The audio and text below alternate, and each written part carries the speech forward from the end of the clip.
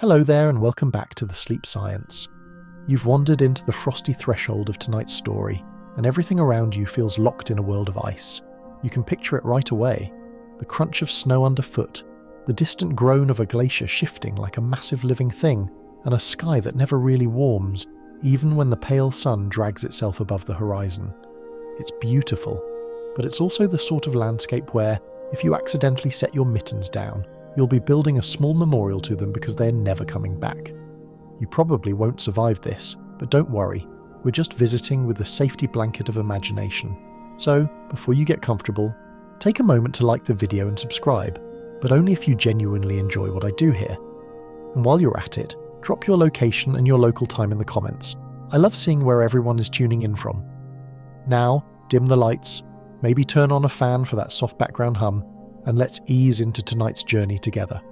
You trudge forward into an Ice Age Earth, and the very first thing that strikes you isn't just the cold, it's the scale.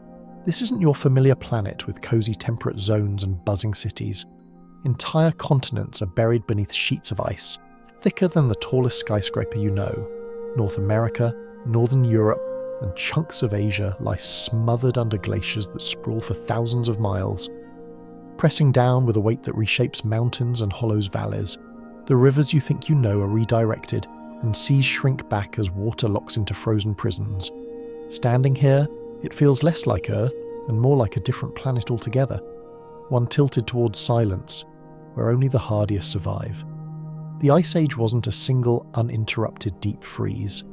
That's the sneaky part. In fact, scientists say the last Ice Age technically began more than 2 million years ago, cycling through colder glacial phases and warmer interglacials. The stage we're stepping into tonight, around 20,000 years ago, was the peak of cold, the so-called Last Glacial Maximum. Imagine the Earth holding its breath in a long icy pause, with the world's thermostat dialed way down.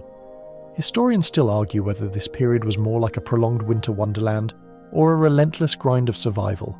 But standing here, your toes already numb, you know which way you'd cast your vote. Everywhere you look, the land carries scars from the ice. Jagged ridges where glaciers dragged their frozen claws, smooth U-shaped valleys gouged by ancient rivers of meltwater, and scattered boulders the size of houses, souvenirs dropped far from their birthplace by the slow crawl of ice. You probably don't think of rocks as hitchhikers, but that's exactly what they were, carried hundreds of miles before being dumped in a random meadow where tens of thousands of years later, someone like you will scratch their head and mutter, "Well, that doesn't belong here." The silence of this frozen landscape is almost overwhelming. The only sounds are the whip of wind and the occasional thunderous crack as ice shifts under its own impossible weight. Every now and then, a piece of glacier carves away, tumbling into the sea with a splash that would have rattled the ribs of anything nearby. Imagine standing there, watching a frozen cliff taller than a city skyline crumble into waves. You'd either gasp in awe or mutter, "Nope," and walk briskly the other direction. Either way, the ice doesn't care. It just moves, grinds, reshapes, and waits. But not everything is sterile silence. The cold creates beauty in ways you might not expect. Sunlight hits the ice at the right angle, and suddenly the entire horizon glows with colours that look like stained glass. The deep blues and greens of compressed glacial ice. At night, auroras ripple across the sky, green and violet curtains of light that feel more magical than scientific. For early humans gazing upward, those dancing lights must have looked like messages from the gods, or perhaps warnings. Historians still argue whether ancient people feared or celebrated the aurora, but either way, you can't deny it transforms the bleak cold into something luminous, like nature remembered to add a little sparkle before locking everything in snow. And yes, even here life goes on. Hardy plants cling to existence in the tundra, lichens, mosses, and scraggly grasses that don't mind freezing roots. These tough little green patches feed herds of mammoths and bison, and in turn, those animals support entire ecosystems of predators, scavengers, and humans. But for now, you're just taking in the stage, the massive frozen canvas. Think of it as the world's longest-running minimalist art installation, all white, grey, and silence, occasionally broken by a streak of moving fur or a distant howl. It's hard not to compare this to the present. Your cozy world, traffic jams, take-out menus, climate-controlled homes, feels laughably cushy compared to the raw chill of this Earth. There are no thermostats to turn up, no grocery stores waiting with neat rows of bananas that have never even seen frost. Survival here is not about convenience.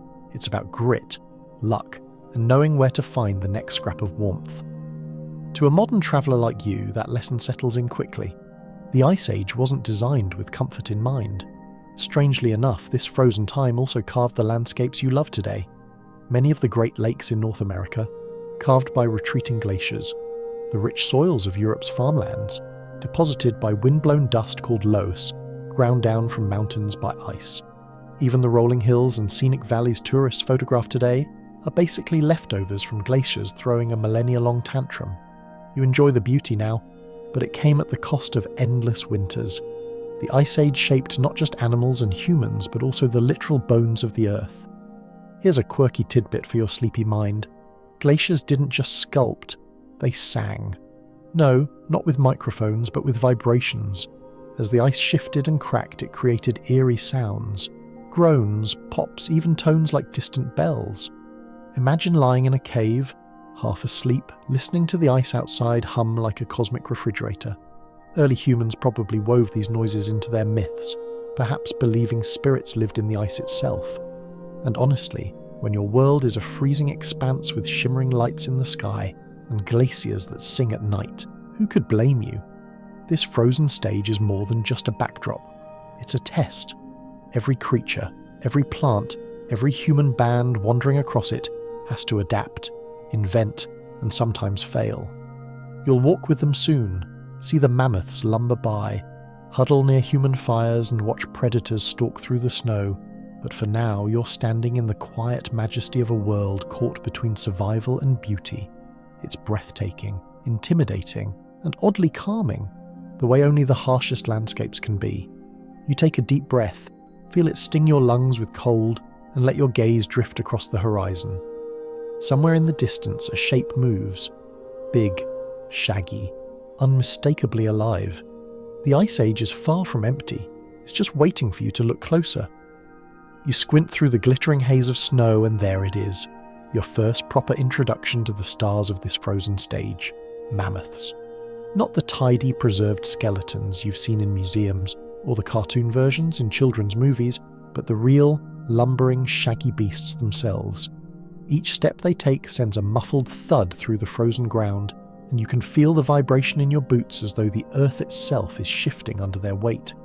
Their curved tusks gleam faintly, catching what little sunlight filters down, and their thick coats ripple in the wind like shaggy banners announcing, "Yes, we were built for this weather, unlike you." You trail the herd from a respectful distance. Let's be real, you're not about to get squashed by a 12-foot-tall vegetarian who doesn't even notice you exist. The herd moves in a slow rhythm, mothers nudging calves forward with patient trunks, older bulls trailing at the edges. It feels almost choreographed, a plodding ballet across endless tundra. You wonder what it must have been like for early humans to stumble across these creatures for the first time.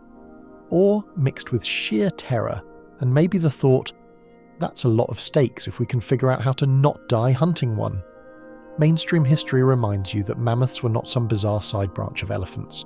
They were cousins, adapted perfectly to Ice Age climates. Their ears were smaller than today's elephants, designed to conserve heat rather than flap like cooling fans. Their tusks could stretch up to 15 feet, curling dramatically as if sculpted by some over-enthusiastic artist. And their woolly coats?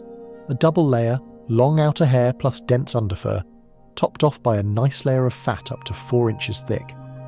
Basically, a mammoth was a walking winter parka with tusks, the quirky part. Scientists have discovered preserved mammoths with food still in their mouths, caught mid-chew by sudden freezing events. Imagine chomping on some tundra grass one second and becoming a million-year-old popsicle the next. Somewhere out there, a mammoth might still be holding the Ice Age record for worst frozen dinner. Historians still argue whether mammoths were primarily nomadic wanderers, or if some groups established semi-stable ranges they rotated through. The herds you watch now seem endlessly on the move, searching for patches of grass and sedge buried under snow. Their strategy is simple: keep walking, keep grazing, keep alive. Watching them dig through the snow with their trunks, Tossing up powder to reveal wiry stems, you realize they're basically enormous lawnmowers powered by prehistoric hay fever. You keep following, crunching softly along the edges of their trail, and notice how much life depends on them. Tiny birds flutter in to snatch insects stirred up by mammoth feet. Wolves stalk from a distance, tails low, knowing a calf could mean a feast if they get lucky. Even humans, small shivering groups you'll meet later, shadow these herds, waiting for opportunity. The mammoths aren't just animals here. They're mobile ecosystems, like shaggy ships sailing through the frozen sea of tundra, with entire chains of life trailing in their wake. There's something hypnotic about their slow pace. The calves tumble occasionally, legs too long for their own good, before being nudged upright again. The older females grunt back and forth, low rumbles that vibrate through the air like deep drums. You can't help but imagine that sound travelling for miles, carried across empty plains, a kind of mammoth Morse code keeping herds in touch. Elephants today communicate through low-frequency rumbles, and it's almost certain mammoths did the same. So if you feel your chest resonating just a little, it's not the cold, it's mammoth conversation humming through your bones. You remember how we tend to romanticize extinct animals, painting them as mysterious, untouchable legends. But here, in the icy flesh, they're less myth and more matter of fact. They poop, they sneeze, they get cranky with one another. You watch two bulls square off, tusks clashing in slow, forceful arcs, snow flying as they shove.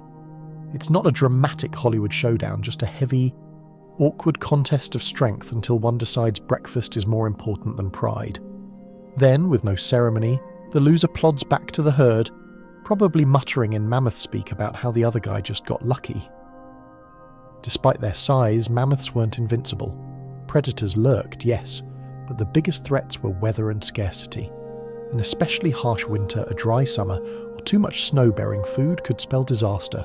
Whole herds might dwindle in a season, leaving bones scattered like tragic landmarks. Still, their persistence is remarkable. They survived countless Ice Age cycles, adapting to shifts in climate long before humans invented the word adaptation. If you want a role model for stubborn endurance, you could do worse than a mammoth. There's another quirky side note.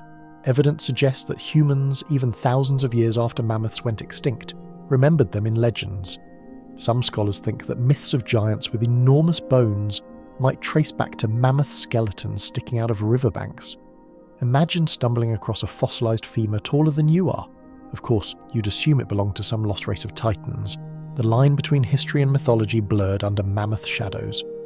You pause on a ridge, breath clouding around you, and watch the herd crest a snowy rise.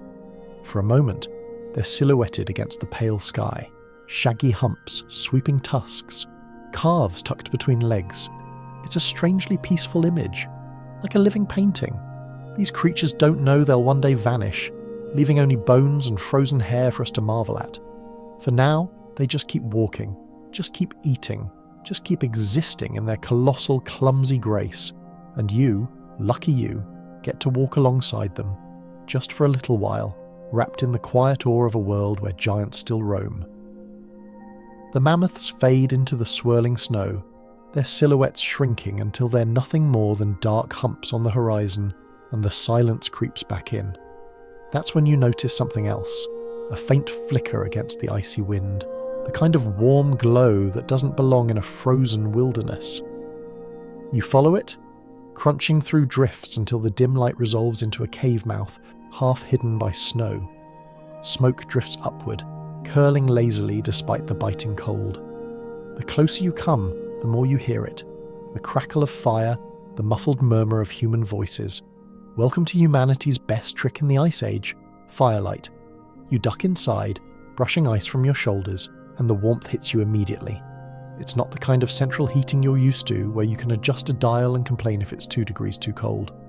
No, this is raw, primal heat, the kind that sears your face while your back still shivers. The fire pops as resin burns off sticks, sparks drifting upward to blacken the cave ceiling. Shadows leap and dance across the walls, turning the people gathered here into giants, their outlines stretching like ghostly ancestors keeping watch. The humans huddled around the flames are wrapped in furs stitched from reindeer hides, mammoth wool, maybe even wolf pelts if they got particularly ambitious. They're not the neatly dressed mannequins you've seen in museums either. Their hair is long, tangled, and their faces bear the weathered stamp of survival. But their eyes, bright and alert, reflect the fire like twin mirrors, holding on to warmth the same way they cling to hope. One child pokes at the flames with a stick, earning a stern grunt from an elder who clearly doesn't want to rebuild the fire pit from scratch tonight. Mainstream history paints this scene clearly. By the peak of the Ice Age, humans had mastered fire. They used it to cook, to harden wooden tools, to ward off predators, and to gather in safety. Archaeological sites show carefully constructed hearths, sometimes ringed with stones, blackened by smoke that lingers to this day. Fire wasn't just warmth. It was community, insurance against the long, frozen dark. Without it, survival would have been as likely as, well, as you surviving out here without Wi-Fi and takeout menus. But here's the quirky tidbit. Evidence suggests humans might have used fire for more than just warmth or cooking. They may have deliberately managed landscapes with it. Even in Ice Age Europe, some bands set small blazes to clear brush and encourage new plant growth, attracting grazing animals. Picture it, prehistoric arson, but with a strategic twist. And while you might imagine fire as dangerous in a frozen world, these people knew how to use it like a tool, reshaping their surroundings to their advantage. Historians still argue whether fire was first tamed a million years earlier, or whether regular, widespread use came much later. The debate burns on, pun intended, because fire leaves such ephemeral traces. Stones blackened by heat could just as easily have been struck by lightning or a natural blaze. But the consensus is clear here. By the time you're squatting in this cave with the smoke stinging your eyes, fire is a familiar friend. The air in the cave is thick, earthy, and slightly acrid. Wood isn't abundant on this frozen plain, so fuel is precious. You notice stacks of dried dung patties piled near the wall. Yes, mammoth dung wasn't just waste, it was fire starter. Talk about recycling at its most practical. You can wrinkle your nose, but you probably thank the dung when the wind outside howls and the flames sputter. Early humans had no patience for being picky. Survival turned everything into a potential resource. You settle down near the fire, watching as one woman uses a stone flake to scrape a hide. Sparks of fur drift upward, catching the firelight like tiny stars. Another person sharpens a bone spear. The rasp of stone on bone almost rhythmic. A third threads sinew through a hole in bone, crafting what looks like a needle. These aren't mindless activities, they're preparations, survival stitched and sharpened by hand in the glow of the flames. And yet, despite the constant demands of survival, there's something else here too. Stories. One elder begins speaking in a low, deliberate cadence. You don't understand the words, but the rhythm feels familiar. Hands gesture, shadows flicker on the walls, and the younger listeners lean forward, eyes wide. Maybe it's a hunting tale. Maybe a myth of spirits who walk the ice. Maybe a simple joke about someone tripping in the snow. Whatever it is, this is the moment humanity becomes more than just another species scratching out survival. Firelight turns the cave into a theatre, and imagination becomes as crucial as food. You can't help but imagine yourself in their shoes, or rather in their mammoth hide boots. Would you have lasted a single day out here? Probably not. Your complaints about slow internet or the office being too cold would earn you some serious side-eye in this company. But at the same time, sitting in this cave, you realise the core hasn't changed much. Humans still gather around warm lights, fires, lamps, screens, and tell stories to make sense of the world. You're doing it right now, except your cave is a bedroom and your fire is the glow of a phone or monitor. Different tools, same instinct. Another curious observation. Some caves from the Ice Age show signs of choreographed living spaces. Sleeping areas were arranged around the fire, tool-making zones pushed to the edges, and refuse tossed further back. It wasn't random chaos, it was organisation, proto-architecture shaped by necessity. You look around this cave and see the same pattern. The family cluster close to the flames, work happens in the middle ground, and the bones of old meals lie scattered toward the shadows. Civilization begins with a campfire and a plan. The fire crackles, sending a cascade of sparks into the dark ceiling. Someone tosses on another log, or maybe another dried dung patty, and the flames leap higher. For a moment, you're wrapped in the illusion that this cave is enough, that warmth and community are shields against the entire icy world outside. It's not true, of course. A storm, a predator, or even simple hunger could still break this fragile circle.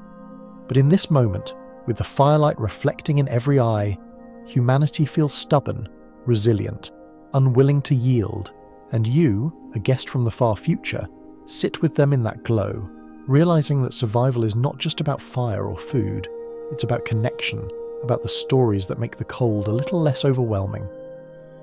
The Ice Age was brutal, yes, but here, in this cave, with flames dancing on the walls, you feel the first stirrings of the warmth that still binds us together.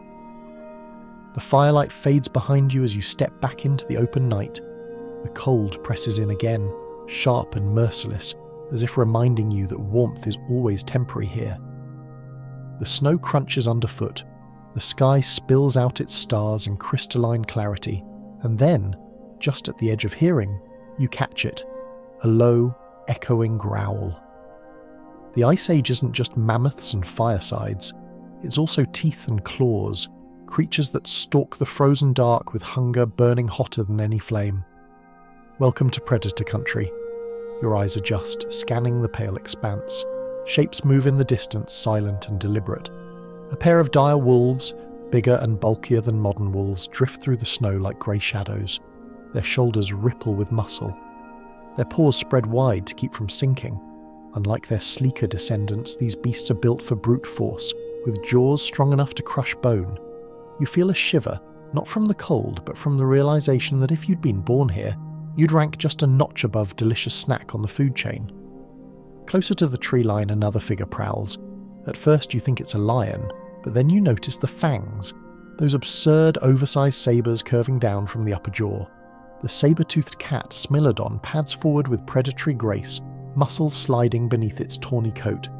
It's shorter and stockier than modern big cats, more ambush predator than sprinter. Each step feels measured, patient, like it has all the time in the world to wait for a mistake.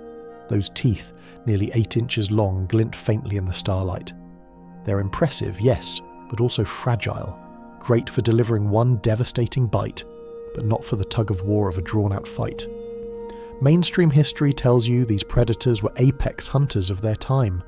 Dire wolves hunted in packs, overwhelming prey through teamwork, while saber-toothed cats specialized in ambush, striking with terrifying precision. They shared the land with cave lions, bears the size of small trucks, and hyenas that would have made modern scavengers look like timid house pets.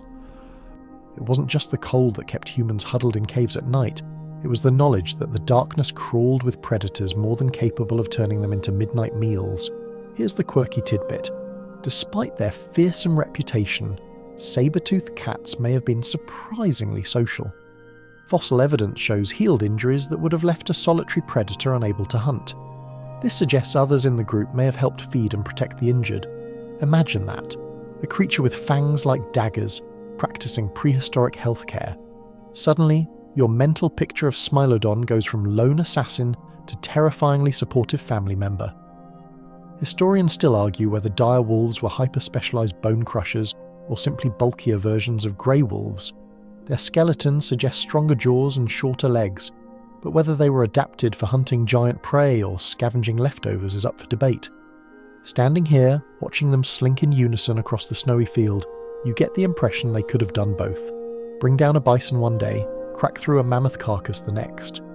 Either way, you're not volunteering as their experiment. The predators aren't always hunting. Sometimes they scavenge, following herds until something weak falls behind or waiting for humans to leave scraps. You spot a dark hump in the snow, a mammoth calf that didn't make it through the cold. Already, wolves are circling, their eyes gleaming like tiny lanterns. The saber-tooth hangs back, tail twitching, calculating the risk of muscling in. This is the Ice Age economy. Nothing goes to waste, and even death feeds life. The night deepens, and with it comes sound. A wolf's howl pierces the stillness, long and mournful, answered by others in a chorus that raises the hair on your arms.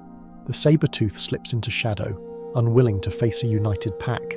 The wolves close in, methodical and relentless, while the wind whirls snow around them like ghostly banners.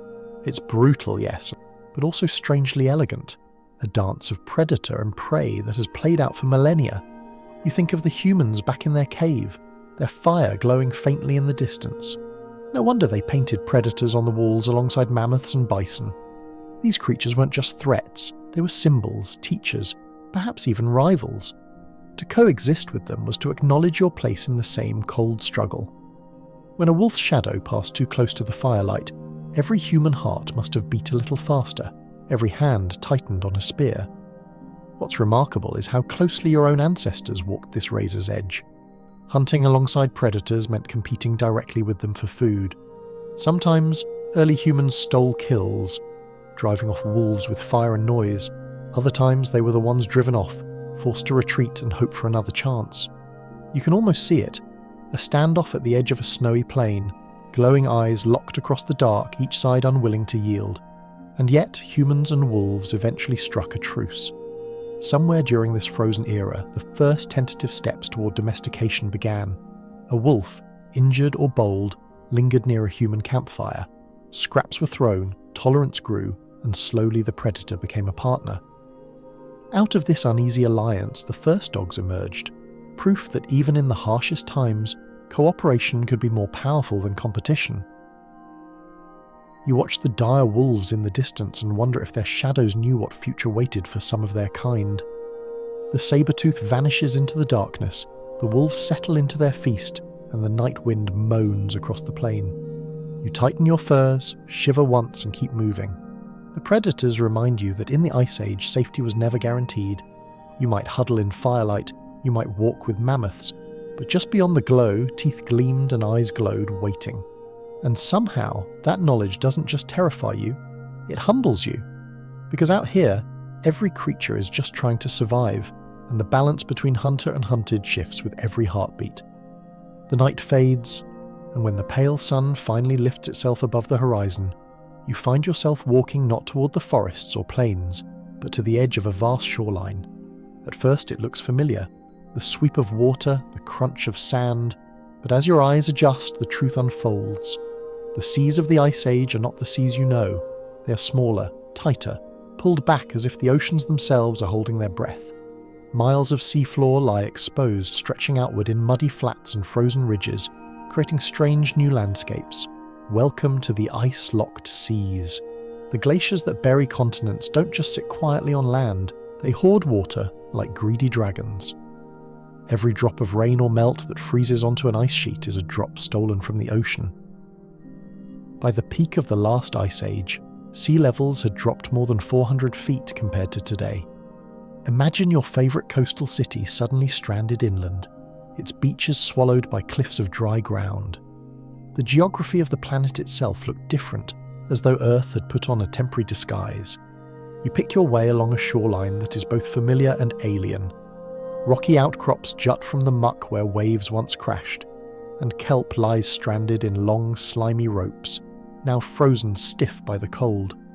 In the distance, you see a wide land bridge, a corridor of earth that links continents. This isn't a fanciful invention, it's the Bering Land Bridge, stretching between Asia and North America, a frozen highway of survival. Herds of animals trudge across it, mammoths and bison leaving their heavy prints in the frost, followed quietly by bands of humans who will one day populate entire continents. Mainstream history tells us that these lowered seas opened pathways for migration. Australia, once isolated, could be reached more easily by seafaring peoples. Britain was not yet an island, but simply the northwestern tip of a much larger European plain. Florida's beaches, if they existed at all, would have stretched so far you'd need a week's hike just to reach the water. Your mental map of the world starts to wobble, reminding you that borders and coastlines are not fixed lines, but sketches that glaciers can erase and redraw at will. And here's your quirky tidbit. Fossils and evidence show that giant kangaroos and marsupial lions roamed Ice Age Australia, making the continent a kind of evolutionary playground. Because seas were lower, humans and animals made their way there earlier than you'd guess. So while Europe was busy with mammoths and cave bears, Australia was hosting giant hopping herbivores and predatory marsupials that looked like nature's odd experiments. It's as if the Ice Age gave every continent its own eccentric cast of characters. Historians still argue whether the land bridges were bustling highways or lonely, treacherous crossings. Did humans pour across them in great waves, or trickle slowly, one small group at a time. Evidence is patchy, footprints are rare, and much of the land bridge is now drowned beneath modern seas. What we do know is that these frozen pathways changed the trajectory of life on Earth.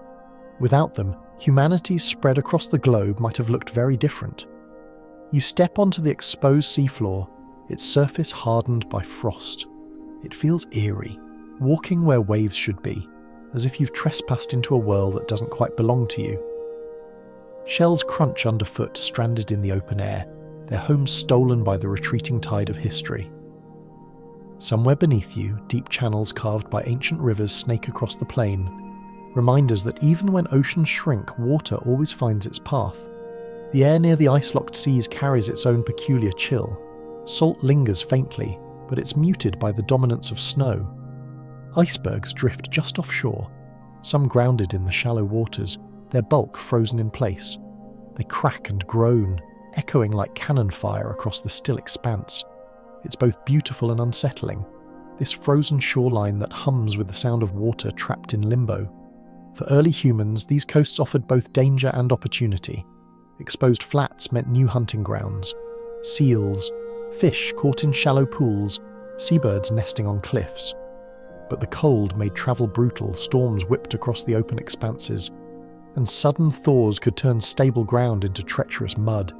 Still, where there was food, people followed. Imagine small groups crouched at the edge of a tidal pool, spears in hand, catching fish that had no idea they were supposed to be safe beneath the waves. You pause and look outward, across the frozen bridge connecting continents. It stretches so far it seems endless, a pale ribbon fading into haze. Somewhere out there, families of humans are walking step after weary step, carrying tools and children, following herds into lands no one has ever seen. They don't know they're discovering new continents. To them, it's just survival, another day of putting one foot in front of the other. But from your vantage, you see it clearly. The ice-locked seas aren't just barriers, they're gateways, reshaping the future of life itself. The sun dips lower, casting long shadows across the exposed seafloor. You hear the cries of seabirds circling overhead, scavenging what they can from the tide's retreat. Somewhere in the distance, the sharp bark of a seal breaks the quiet, echoing oddly in the still air. The scene is both haunting and serene, a reminder that even when oceans vanish, life clings stubbornly to whatever scraps remain. And as you turn from the ice-locked shore, trudging inland once more, you can't shake the thought. The Earth you know today, with its neat coastlines and postcard beaches, is temporary. The seas come and go. The ice advances and retreats, and humanity just tries to keep up. Right now, you've glimpsed a world in mid-pause, caught between frozen walls and shrunken oceans, a world both smaller and larger than you imagined. You've walked the open seafloor, you've stood on the shoulders of mammoths, you've felt the stare of predators in the snow, but now you peer into a world that hides beneath the ice itself. It's easy to imagine the Ice Age as a frozen desert, a place where nothing stirs except the occasional woolly colossus. Yet, beneath the crushing weight of glaciers and in the crevices of permafrost, life persists in ways so stubborn and ingenious that you can't help but admire it. Tonight, you crouch down low and take a closer look at the hidden survivors of this frozen empire. The glacier looms above you, a wall of blue and white so massive it seems to blot out the sky. At first glance, it looks lifeless, a static fortress of frozen water. But lean closer and you see the truth. Within its cracks and melt channels, tiny green flecks glow faintly. Algae. Yes, even in this frozen wasteland, microscopic plants are busy doing their quiet work, tinting patches of ice in shades of red and green. These hardy little organisms survive where almost nothing else can, photosynthesizing in brief bursts of sunlight and waiting patiently when darkness reigns. The glaciers themselves are alive with hidden color, though you need to squint to see it. Mainstream history usually skips past these details, focusing on the giant creatures and dramatic hunts. But without the humble life under the ice, lichens, fungi, bacteria, and tiny plants, the whole system would collapse. Lichens cling to rocks where the ice has retreated, a marriage between fungus and algae that produces food out of almost nothing. Caribou and musk oxen later nibble on those lichens, and predators in turn feed on them. What looks like a smear of moss on stone is, in truth, the foundation for an entire web of survival. Here's your quirky tidbit. Some fungi found frozen in permafrost can revive after tens of thousands of years of dormancy. Imagine being frozen since the Stone Age and waking up like, oh hey, what did I miss? Scientists have managed to coax ancient microbes back to life, which is both thrilling and mildly unsettling. The idea that life can hit the pause button for geological ages and then casually resume its business makes you glance nervously at the ground beneath your boots. Who knows what else is waiting down there for its alarm clock to go off? Historians and scientists still argue whether life under the ice was abundant enough to truly matter, or just scattered pockets of oddities. Some insist that these microecosystems played a vital role in seeding the landscapes as glaciers receded. Others suggest they were little more than curiosities, biological footnotes in the grand saga of mammoths and men. As you crouch there, brushing frost from a lichen-covered stone, you lean toward the first view, because it's hard not to feel that every stubborn scrap of green matters when survival is this difficult. You trace your gloved hand across the rough surface of the rock, its texture gritty beneath thin sheets of frost. The air smells faintly metallic, like iron, and the silence is broken only by the faint trickle of meltwater running beneath the ice. Follow that sound, and you discover another secret. Beneath the glacier, rivers flow in darkness.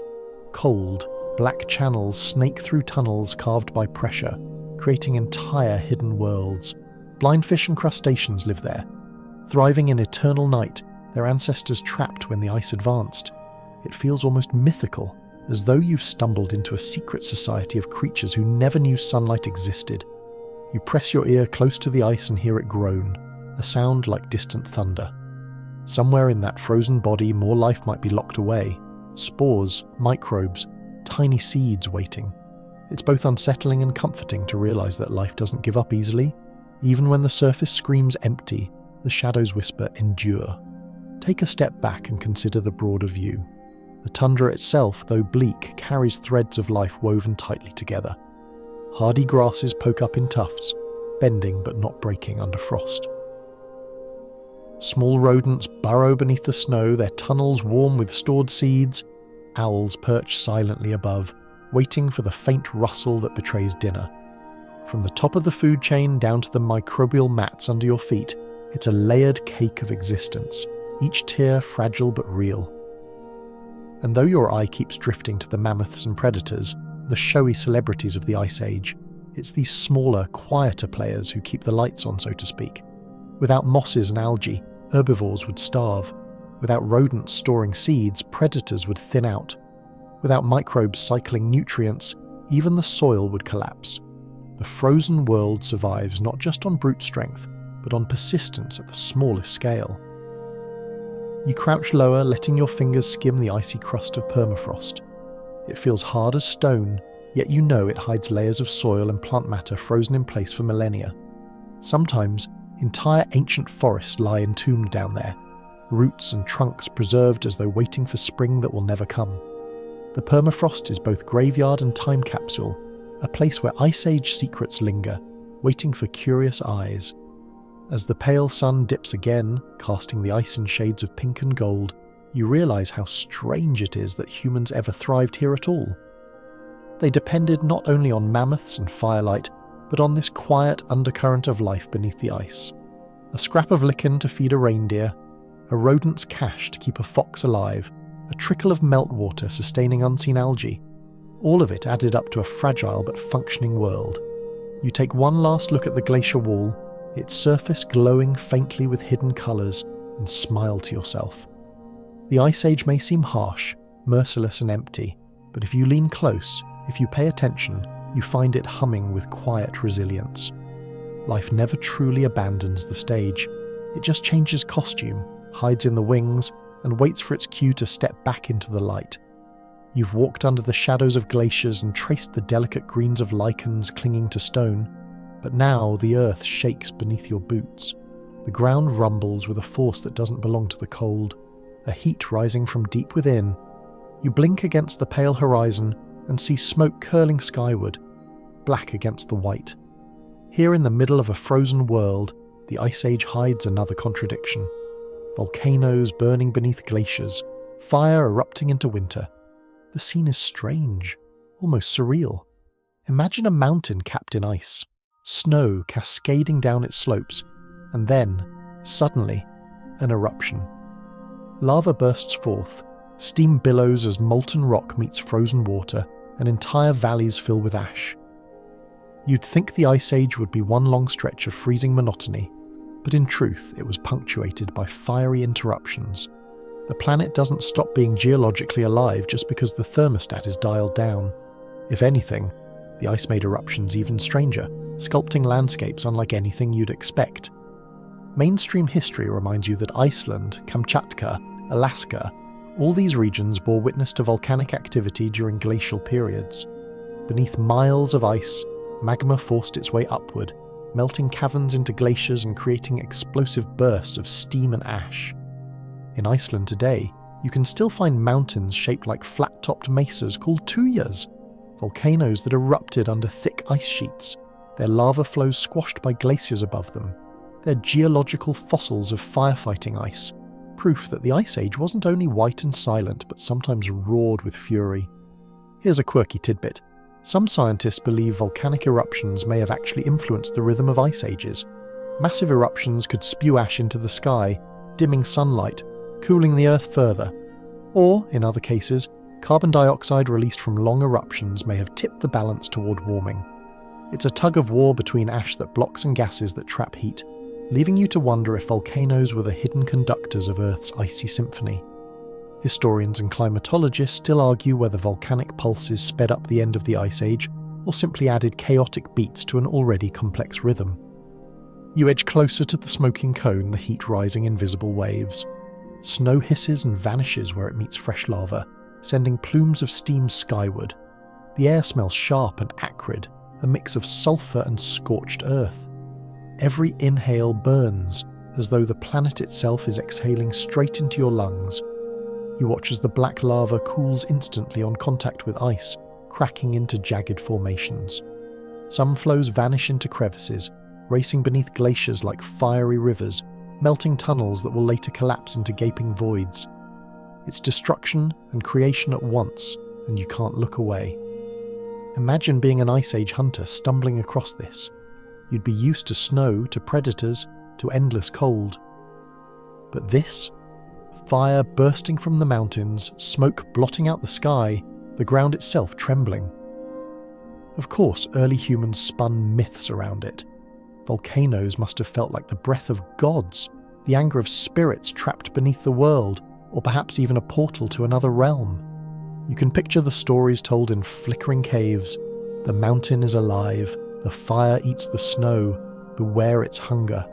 Even animals had to adapt to volcanic interruptions. Herds of mammoths and bison might be forced to reroute around fresh lava fields, their trails broken. Ash could coat grazing lands, choking plants and making food scarce. For scavengers, however, eruptions might mean opportunity. Carcasses of creatures caught by poisonous fumes, left as grim feasts. Nature never wastes, even when destruction falls from the sky. The most dramatic part of an eruption under ice is the jökulhlaup, a word from Icelandic that roughly translates to glacial outburst flood. Picture it. Magma melts a vast reservoir of water beneath the glacier until suddenly, with catastrophic force, it bursts free. Torrents of black icy water roar across the landscape, carrying boulders like pebbles, scouring valleys clean.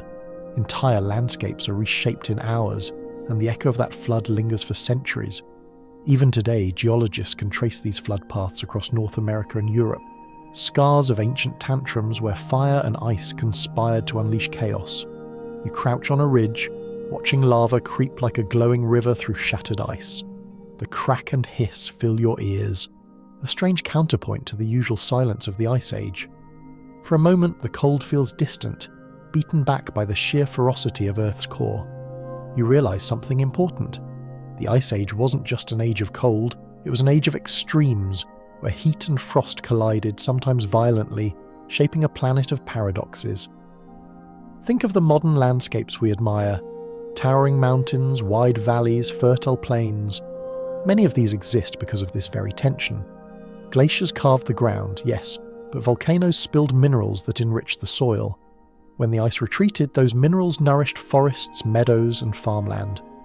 What feels now like chaos was, in truth, a long, violent preparation for the richness you take for granted. The wheat in your bread, the grapes in your wine, the forests where you hike, all of them grew from soil first churned by ice and fire together. As night drapes itself again across the land, the volcano's glow becomes brighter, an ember against the dark. It pulses like a heart, steady, unstoppable, a reminder that the earth is alive beneath its icy shell. You watch from a safe distance, marveling at how the two most opposite forces, fire and ice, can share the same stage. The glacier groans, the volcano rumbles, and you, a fragile traveller between them, can only whisper, the Ice Age is never simple. It's full of contradictions, full of battles, full of life in unexpected places. The volcano fades behind you, its glow still smouldering on the horizon, but the sky above seems unwilling to return to clarity. You look up, expecting the crisp sparkle of Ice Age stars, yet the heavens are blurred, hazy, as though someone smeared soot across the firmament. Welcome to another of the era's hidden actors, the dust-filled sky. It isn't just ice and fire that shaped the world. It was the endless veil of ash, smoke, and fine particles drifting high above, changing how everything below lived and breathed. At ground level, the air tastes different. It's gritty, faintly metallic, carrying the sharp tang of minerals. Your breath leaves your throat dry, your tongue coated with the ghost of soil that's been pulverized into powder by glaciers grinding across continents. When those massive rivers of ice chewed through bedrock, they left behind flour-fine dust called loose. Winds caught it and carried it thousands of miles, sprinkling entire landscapes in a steady snowfall of pale grit. In places, this dust settled so thickly that future farmers would one day find it perfect for growing crops. But right now, it just swirls around you, stinging your eyes and painting every horizon with a yellow-grey haze. Mainstream history notes that Ice Age dust storms could stretch across entire continents. Imagine standing on the frozen plains of Europe and watching the sky darken as winds swept loose from retreating glaciers, carrying it eastward in choking clouds. These weren't summer breezes. They were howling gusts strong enough to strip skin, leaving dunes of dust piled like miniature deserts across an otherwise frozen landscape. The irony is that what felt like misery then, coughs, dry eyes, suffocated seedlings, would later become one of the richest agricultural soils on Earth. In a strange way, every loaf of bread you eat today owes something to those choking winds.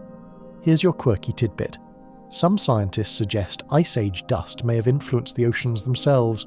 When dust landed on the sea, it carried iron, an essential nutrient for plankton. These microscopic organisms bloomed in response, sucking carbon dioxide out of the air and potentially cooling the planet even further.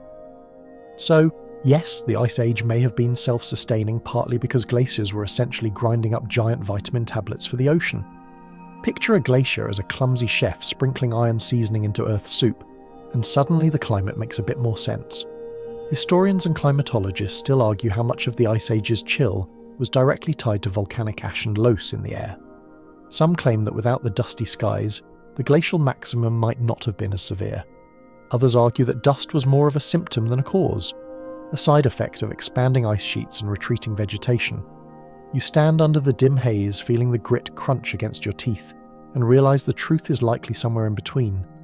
The Ice Age was a feedback loop of ice, dust, and air, each reinforcing the other in a cycle that made life one long endurance test.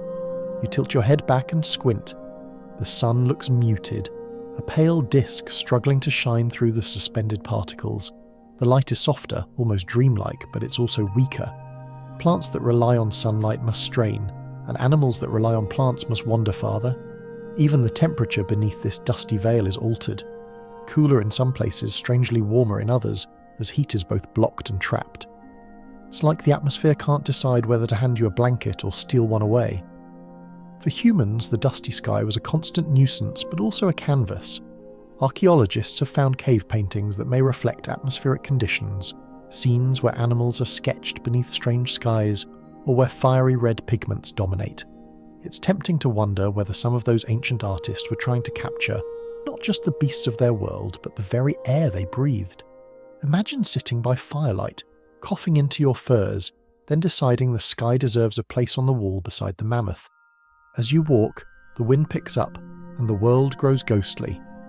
The horizon vanishes into a blur of swirling grit, shapes dissolving into shadow. You pull your cloak tighter, but the dust still seeps in, sneaking under your hood, coating your eyelashes. Visibility shrinks to a few dozen steps, and suddenly you understand why travellers in the Ice Age stuck close to landmarks or herds. In storms like this, one wrong turn could mean wandering blind into emptiness. The silence is broken only by the rasp of dust sliding across itself, a whispery hiss that fills your ears until it feels like the sky itself is breathing, and yet in the aftermath, beauty emerges. When the storm passes, the ground is dusted in delicate patterns, rippled like the surface of water. Sunlight breaks through in fractured beams, scattering across the haze and painting the world in golden light. It's almost cinematic, the kind of soft focus glow that modern photographers chase at dawn. You blink through watering eyes, half annoyed and half enchanted. The Ice Age once again proves it never sticks to a single mood. This dusty veil carried consequences that reached far beyond the people and animals who lived beneath it. By shifting sunlight and nutrients, it nudged climate systems, changed migration routes, and left behind fertile soils that shaped the course of civilizations long after the ice melted. The sky wasn't just a backdrop, it was an active participant, rewriting the script of Earth's story one grain at a time. As the haze begins to settle again, you pull your furs tight and keep walking, your boots leaving prints in a world powdered by ancient glaciers. You can't shake the thought, every breath you take here is laced with the remnants of mountains ground to dust, carried by winds across frozen continents, falling gently to remind you that even the sky itself joined the Ice Age's endless reshaping of the Earth. You cough out the last of the grit from the dusty sky and wander back toward the promise of shelter. The horizon is dull, the plains empty, but ahead a dark cleft splits the limestone cliffs. You step inside, grateful to leave the wind and haze behind, and find yourself surrounded by silence so complete you can hear your own heartbeat echo. The cave swallows you, then slowly reveals itself, walls gleaming faintly, damp air heavy with age, and most importantly a flicker of torchlight. You lift your own flame, and suddenly the walls aren't walls at all. They're canvases. Before your eyes, painted animals leap to life. A herd of bison charges across stone curves, mammoths march in slow procession, and deer leap gracefully, frozen mid-stride in strokes of ochre, charcoal, and iron red. Horses rear, lions crouch, woolly rhinos lower their horns. The more you look, the more you realize this isn't random doodling. It's deliberate, layered, alive. Art on cave walls, perhaps humanity's most enduring whisper from the Ice Age. The air smells faintly of soot and mineral, your torch smoke joining the ghosts of 1,000 fires burned here before. Shadows dance across the images, making the painted beasts seem to move. You almost expect them to step out of the stone, snorting steam into the cold.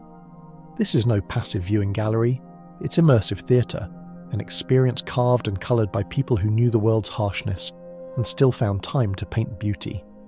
Mainstream history points to caves like Chauvet in France, Altamira in Spain, and Lascaux as some of the richest repositories of Ice Age art. Dating back tens of thousands of years, these paintings prove that early humans weren't simply scraping by. They had imagination, vision, and the desire to leave marks that outlasted them.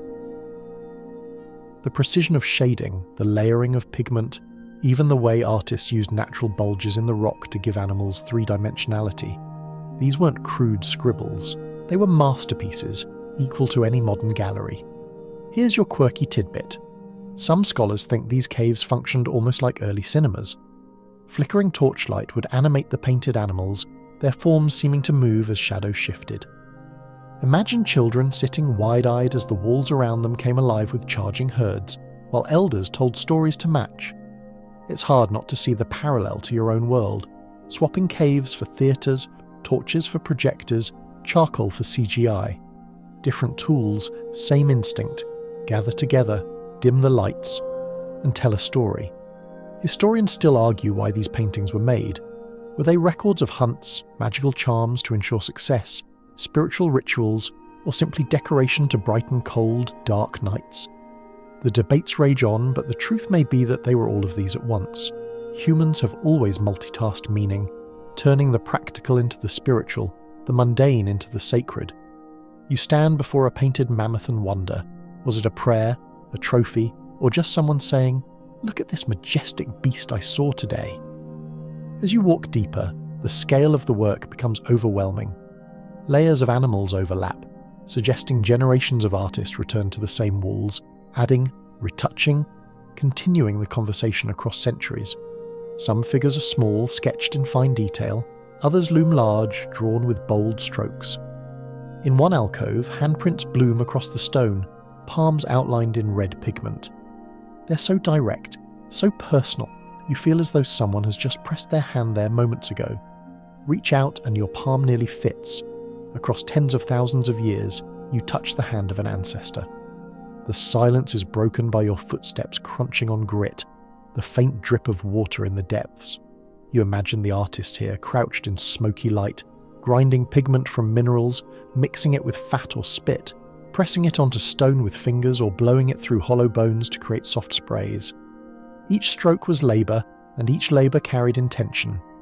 It wasn't art for comfort or fame, it was art because humans need to make meaning, even when every day is a battle against frostbite and hunger. Some of the images go beyond animals.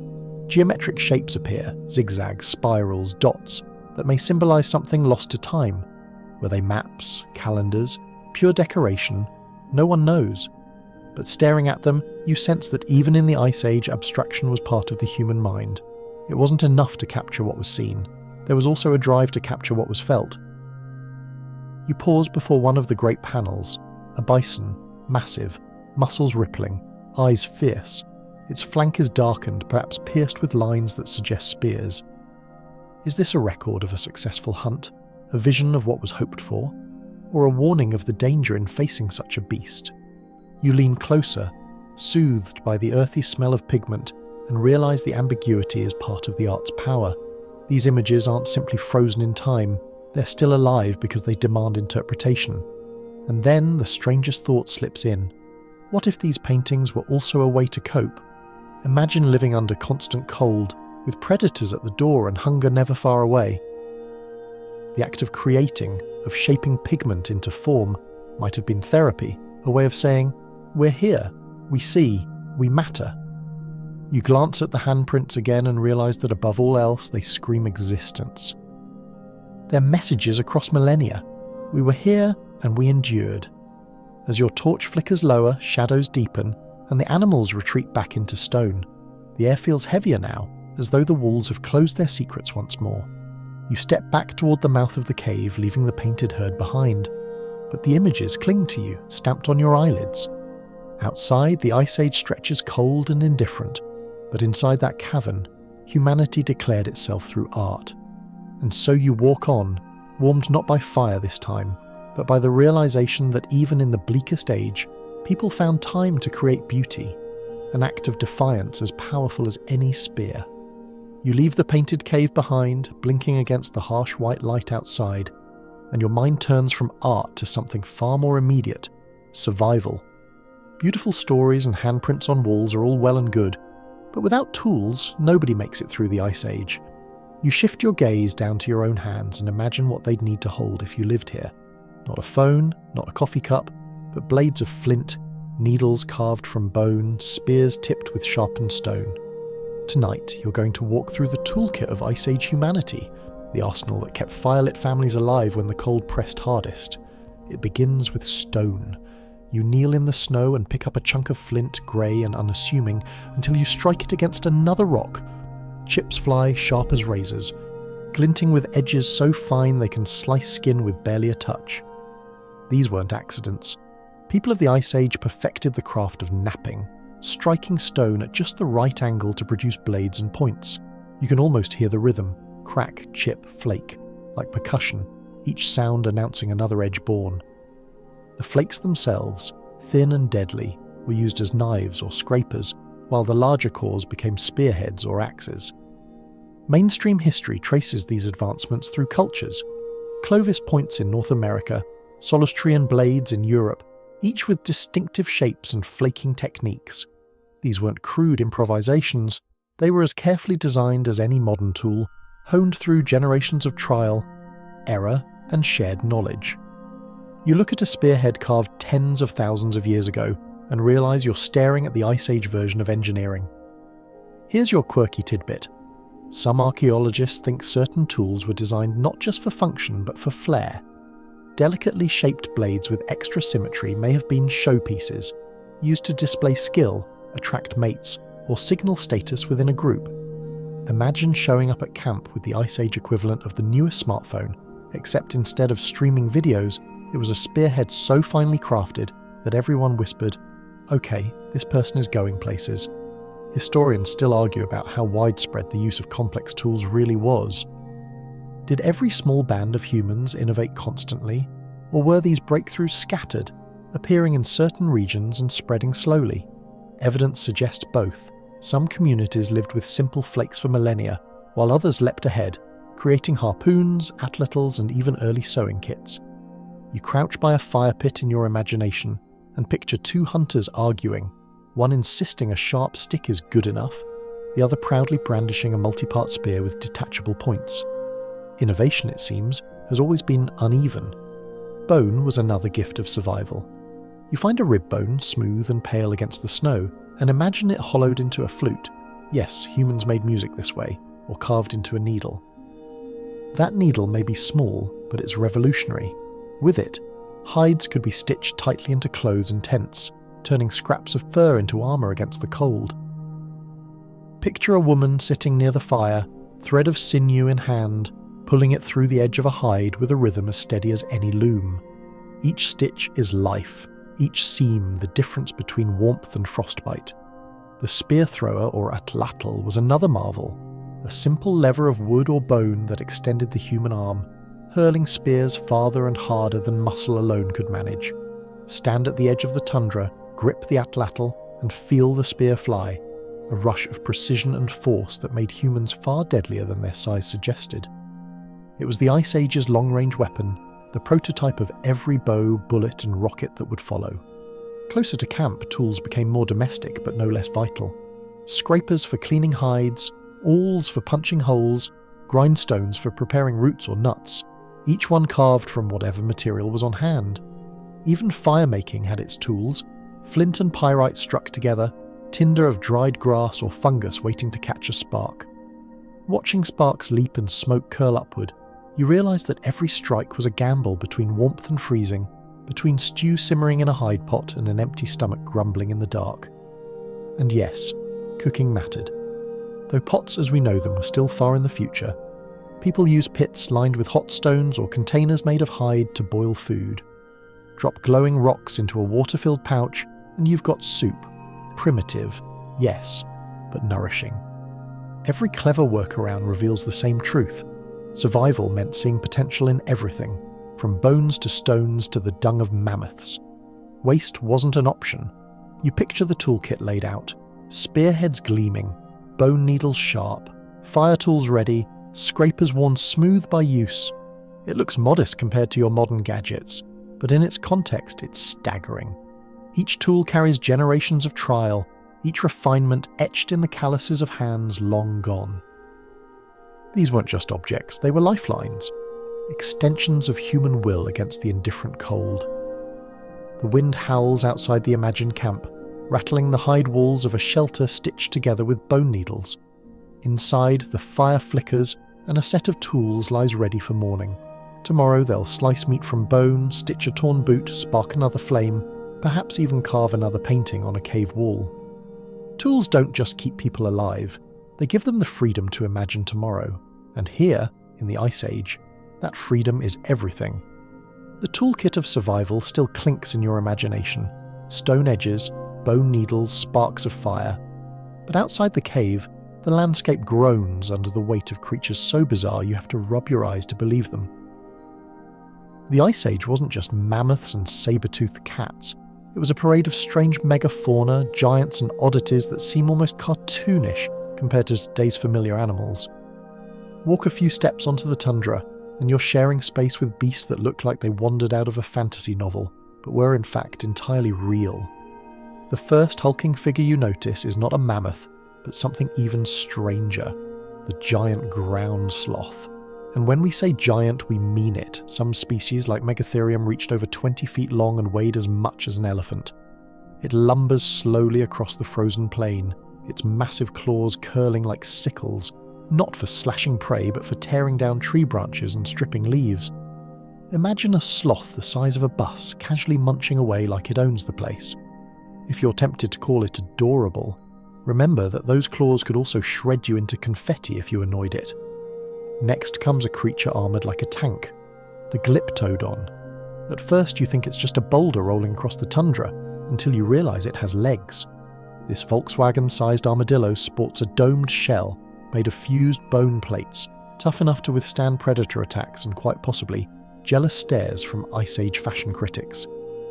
Its tail ends in a spiked club, swung with enough force to shatter bones.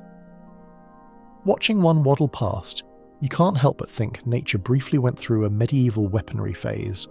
Mainstream history highlights these megafauna as Ice Age icons, reminding us that giantism was not unusual in cold climates. Many animals grew larger to conserve heat and fend off predators. Short-faced bears, for instance, towered nearly 12 feet when standing upright, dwarfing modern grizzlies. These enormous bears could cover ground quickly, perhaps scavenging more than they hunted, but either way you would not want to run into one while out foraging. Here's your quirky tidbit. Some species were so odd they sound like tall tales. Take the Irish elk, for example. Not truly an elk, but a deer whose antlers spanned up to 12 feet across. They were so massive that some scientists think the antlers occasionally hindered the poor animals, making forests a tight squeeze. Still, can you imagine the ego boost? Yes, my antlers double as clotheslines. What of it? Fossilised remains show that their antlers grew fresh each year, a feat that required absurd amounts of energy, suggesting that vanity was alive and well in the Pleistocene. Historians and paleontologists still argue how all these giants managed to coexist. Did they spread across the tundra in thin numbers, each occupying vast territories? Or did they sometimes crowd together, creating surreal gatherings of creatures that would have looked like the world's strangest safari? Fossil sites sometimes reveal mixed remains, sloths near mammoths, glyptodons near saber-toothed cats, hinting that ecosystems were more tightly woven than you might expect. Standing here, surrounded by this Ice Age menagerie, it feels less like scattered curiosities and more like a chaotic, bustling stage where everyone played their part. You walk a little farther and stumble upon another oddity, the woolly rhinoceros. Picture a rhino, already an intimidating tank of muscle, and then wrap it in shaggy fur with a horn nearly 4 feet long. These beasts grazed on frozen steppes from Europe to Siberia, their massive horns ploughing snow aside to reach grasses beneath. In cave paintings, humans sketched them with accuracy, proof that they weren't just the stuff of imagination. Watching one paw at the snow now, you can see why it earned its place in prehistoric art. Majestic, dangerous, and oddly elegant despite looking like a rhinoceros dressed in a thrift store shag carpet. The deeper into this bestiary you go, the stranger it becomes. Camels once roamed North America, their long legs striding across icy plains. Lions stretched bigger than any alive today, some hunting in prides across Europe. Even beavers reached giant proportions, with teeth strong enough to fell trees that would have taken modern lumberjacks a weekend. Every corner of the Ice Age was bursting with oversized experiments, nature testing how big, strong, or weirdly armoured a creature could become before collapsing under its own ambitions. You pause on a ridge, scanning the panorama. To your left, mammoths lumber. Ahead, a sloth the size of a small truck claws down branches. Behind you, wolves stalk cautiously, hoping for leftovers. It feels like you've stumbled into a Lost World theme park, except this is no fiction. These animals lived, breathed, struggled, and eventually vanished. Their bones still rest in tar pits and frozen soils, silent reminders that the Ice Age was far stranger than our modern imaginations often allow. What's striking is how normal it must have seemed to the people who lived alongside them. For us, a 12-foot elk or a bus-sized sloth sounds absurd. But for Ice Age humans, these were simply neighbours, sometimes dangerous, sometimes useful, always part of the daily landscape. Imagine walking out of your shelter each morning not to cars or pigeons, but to woolly rhinos and giant armadillos grazing near the riverbank. The Ice Age was a world of giants, and survival meant navigating that reality with respect, caution, and when possible, clever exploitation. The sun dips, shadows stretching long, and the megafauna fade into silhouettes, hulking, improbable, majestic. You shake your head in wonder. It's easy to think of the Ice Age as a place of scarcity, but looking at this bizarre parade of beasts, you see abundance. The world was teeming with creatures larger, stranger, and more dramatic than anything we know today. And tomorrow, you'll follow the rivers beneath the glaciers, where yet another hidden world awaits. The giants fade into the distance, the lumbering sloths, the horned rhinoceroses, the armadillo tanks, and the tundra grows quiet again. But you know by now that the Ice Age always has another secret, another layer hidden beneath its frozen surface. This time, the mystery doesn't lurk above ground in fangs or antlers. It flows silently below, out of sight, out of mind. You kneel and press your palm to the ice, and you hear it. A muffled rush, a liquid heartbeat. Beneath the crushing weight of glaciers, rivers are alive. It's hard to imagine at first. Glaciers look so solid, so immovable, that the thought of water moving beneath them feels absurd. But glaciers aren't frozen statues. They're restless giants, grinding across continents, melting at their bases from the sheer pressure of their own mass. That meltwater has to go somewhere. It carves tunnels, snakes through channels, and bursts out in torrents that reshape the land. These are the hidden highways of the Ice Age, rivers under glaciers.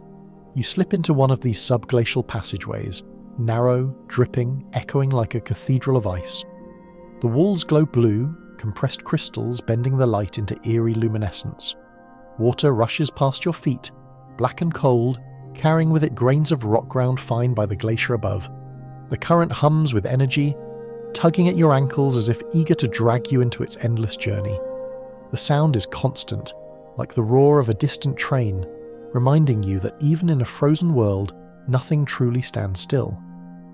Mainstream history tells us that when these rivers burst free, they could unleash floods of unimaginable power. In North America, the collapse of ice-dammed lakes sent walls of water surging across plains, carving valleys and scouring soil clean. The channeled scablands of Washington state, scarred with deep coulees and giant boulders, are evidence of such cataclysms. The scale is hard to grasp. Floods hundreds of feet deep, racing faster than any human could run, transforming landscapes in a matter of days. Standing here by the trickling water, it's sobering to realize that this little stream could one day become an unstoppable deluge. Here's your quirky tidbit. Some scientists believe these subglacial rivers created ice cauldrons where geothermal heat or volcanic activity melted vast pockets under the ice. In some cases, the ground above sagged or collapsed, leaving behind depressions that later filled with lakes.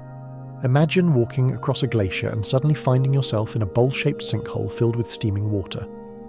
For Ice Age humans, such a sight must have felt like a rift between worlds, a reminder that the ground beneath their feet was alive. Historians and geologists still argue about how frequently these hidden rivers erupted into catastrophic floods. Were they rare, once-in-a-millennium events, or did they occur in cycles, every few centuries, resetting the land like a cosmic etch-a-sketch? The evidence is scattered, often buried under later sediments, but each discovery points to a world in flux, never truly stable, never predictable. The tunnels themselves are beautiful but unsettling. You trace your fingers along smooth, curving walls sculpted by water under pressure, the surfaces polished like glass. Sometimes the ice overhead is thin enough that sunlight filters down in beams, illuminating the water in shimmering columns. Other times the darkness is total, broken only by the sound of droplets pattering from unseen crevices. It feels like wandering through the veins of the planet, a reminder that beneath even the heaviest silence, the world pulses with hidden motion. For the creatures of the Ice Age, these rivers were both threat and gift. On one hand, sudden floods could wipe out herds, drown valleys, and scatter human camps. On the other, meltwater nourished plants along its edges, creating strips of life in otherwise barren landscapes. Animals followed those strips, and humans followed the animals, tracing the same hidden paths shaped by subglacial streams.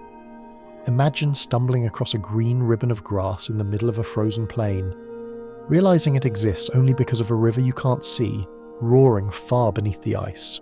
You crouch beside one such outflow, watching as the black water bursts from a tunnel at the glacier's base, foaming with silt and shards of ice.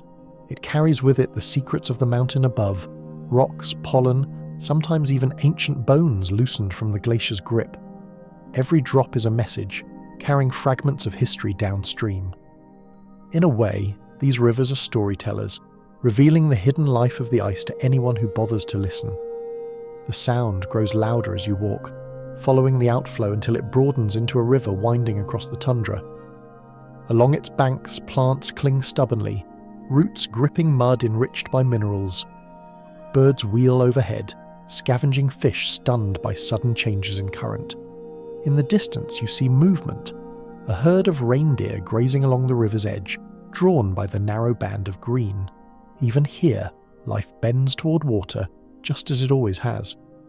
As dusk creeps in, you glance back at the glacier. It looks calm, immovable, indifferent. Yet now you know better. Beneath that stillness, rivers carve, grind, and surge, reshaping the land in silence. The Ice Age isn't just a frozen stasis. It's a world of motion hidden beneath stillness, of rivers running under ice, of floods rewriting the map. You take one last step along the water's edge, listening to its restless roar, and realize that the world is always moving, even when it pretends to stand still. The sound of the hidden river lingers in your ears as you move back toward the open plain, but the next noise you hear is different, lighter, sharper, patterned with human intention. Footsteps crunching in rhythm, breaths clouding in the air, the faint clatter of stone on bone. Ahead, in the frozen half-light, you glimpse them, hunters. Small bands of men and women wrapped in furs, spears balanced in their hands, moving low and deliberate. Tonight you witness one of the most perilous traditions of the Ice Age, the hunter's gamble. From your vantage point it looks almost reckless. A dozen figures against the immensity of the tundra, armed with nothing more than sharpened sticks tipped with flint or bone. Their quarry? A woolly mammoth, its massive bulk shifting in the distance, trunk sweeping snow aside to find the grass beneath.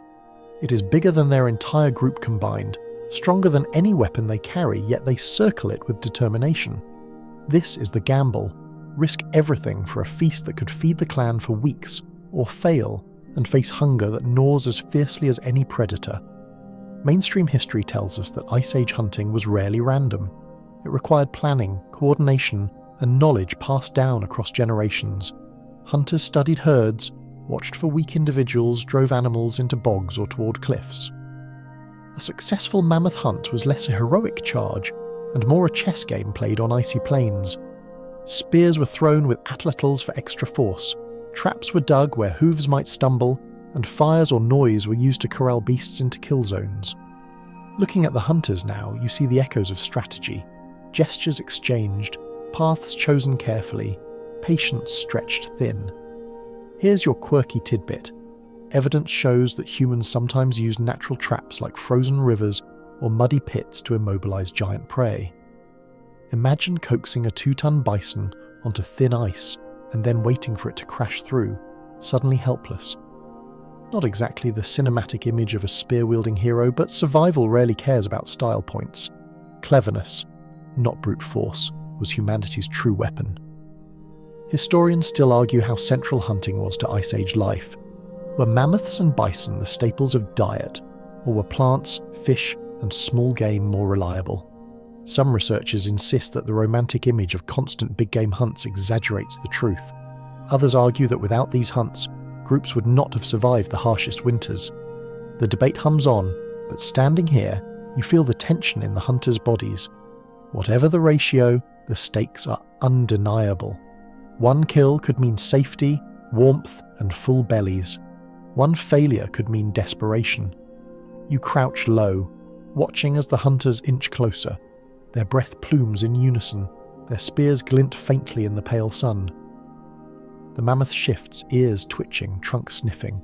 For a moment, it seems the animal might wander away and relief washes over you. But then one hunter yells, a sharp cry that startles the beast. It rears back, trumpeting, snow spraying from its tusks. The hunters surge forward, spears flying, stone tips striking thick hide. The mammoth bellows, turning wildly, tusks slicing the air like scythes. The gamble has begun. The scene is chaos. Hunters dodge wide arcs of tusks, leap aside as hooves slam the ground, driving tremors through the snow. Spears snap, blood darkens the white. Cries of pain mix with the mammoth's roar. And yet, despite the danger, the hunters press on. One distracts the beast from the front, while others strike from the sides, aiming for softer spots under the leg or behind the shoulder. It's a deadly ballet, every step one slip away from disaster. You flinch as one hunter stumbles, nearly crushed under a crashing hoof, but another pulls them clear. The mammoth falters, legs trembling, spears bristling from its flank.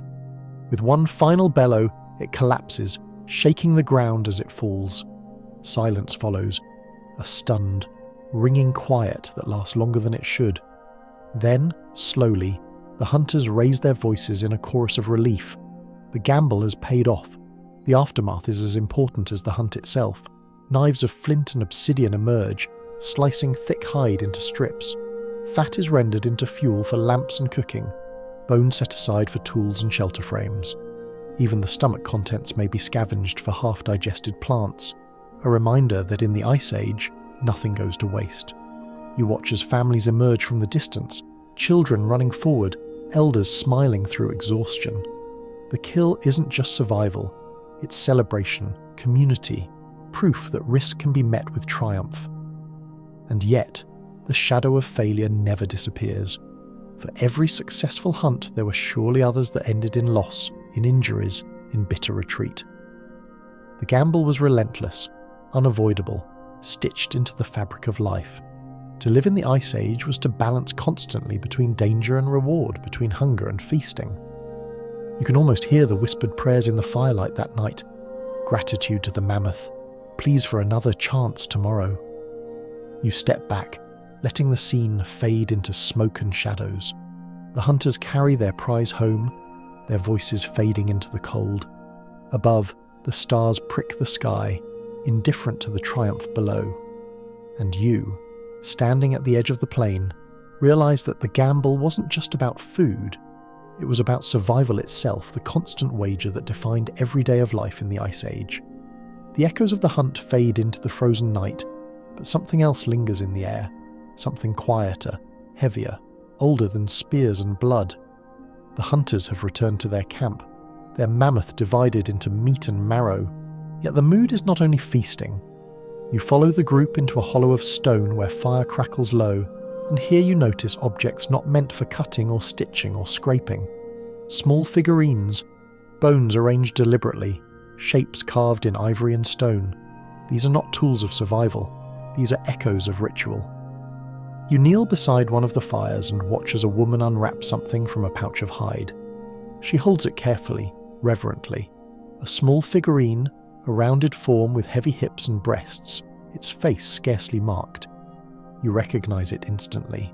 Something archaeologists will one day call a Venus figurine. Dozens of these have been found across Ice Age Europe, carved from ivory, bone, or soft stone. Their exaggerated features suggesting fertility, abundance, or perhaps the mystery of life itself. The woman passes it to a younger girl, who holds it like a talisman. The gesture is simple, but the meaning hums in the air.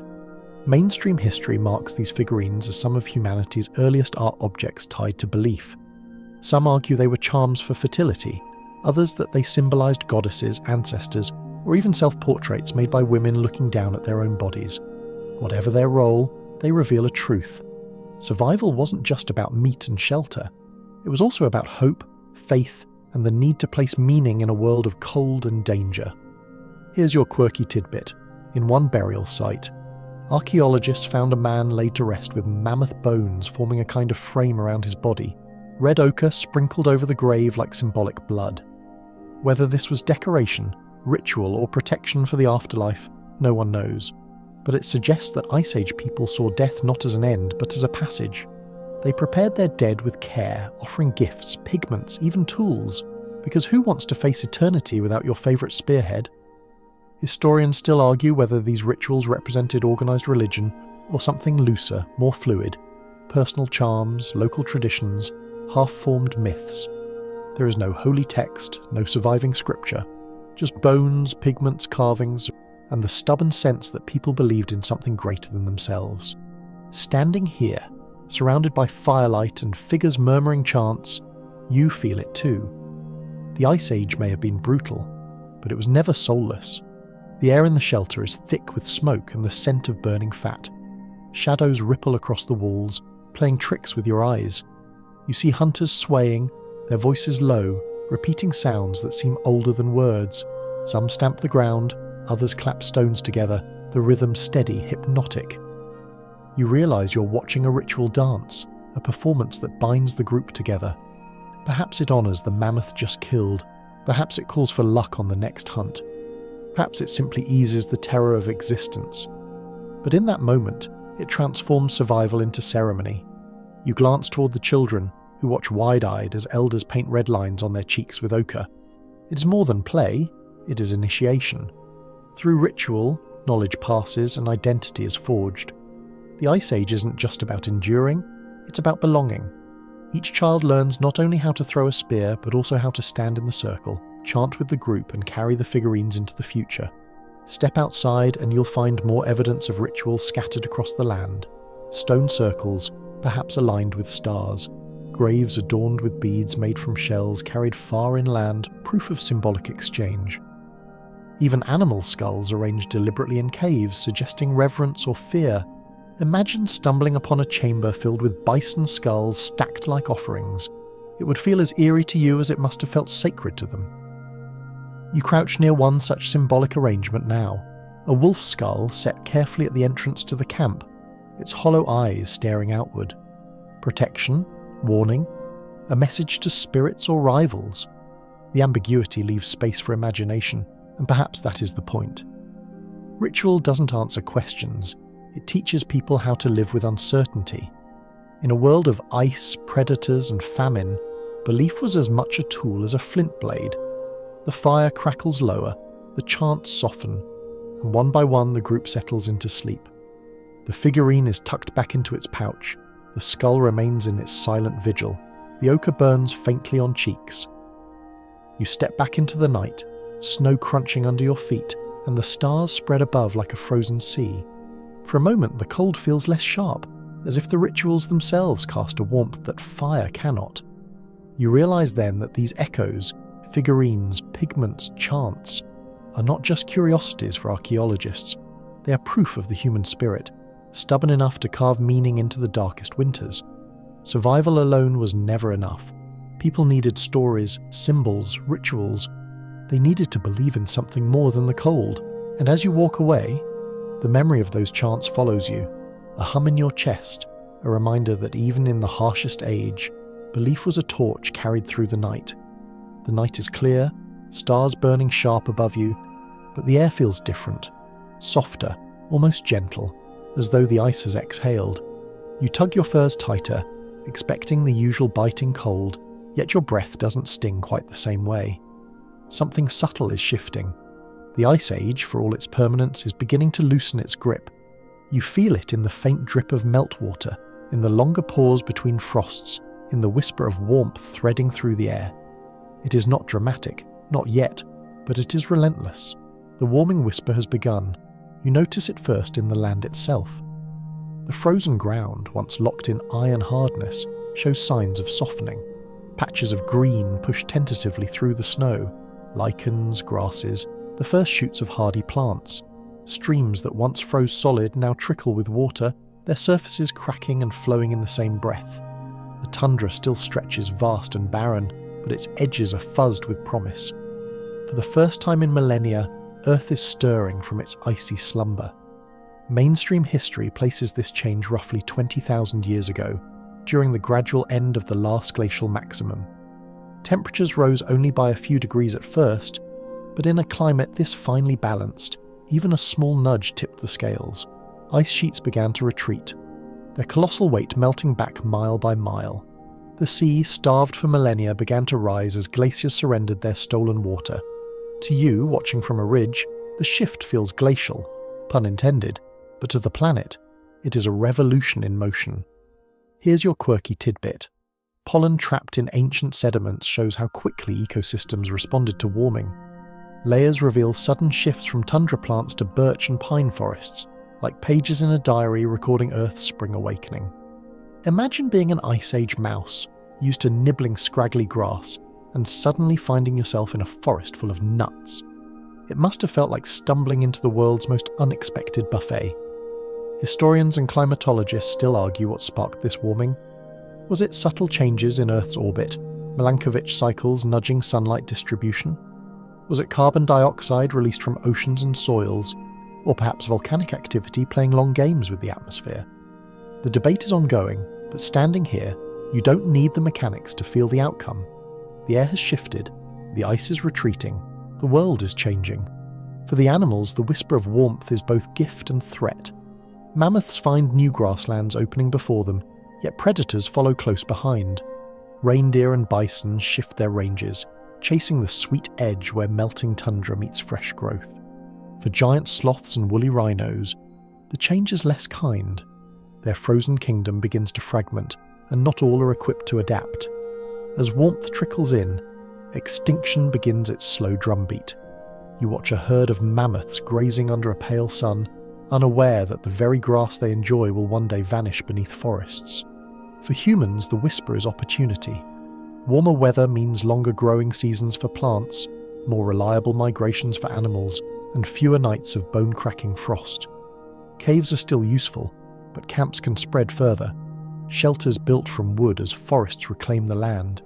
You imagine a group gathering at the riverbank, marveling at fish darting through water that no longer freezes solid. For them, the change is immediate, tangible, and for once, mostly welcome. But warming is never gentle. Alongside the promise of life comes the threat of upheaval. Rivers swell with meltwater, carving new paths.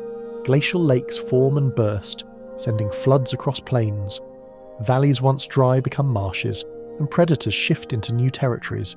Every advantage is paired with risk, every gift with a hidden cost. You feel it in the air, a sense of waiting, of balance tipping, of something immense stirring beneath the surface. You crouch by a patch of soil, crumbling it between your fingers. It's damp, pliable, fragrant with the first stirrings of growth. To your ancestors, this was more than dirt. It was a canvas for seeds, the foundation of agriculture waiting in the wings.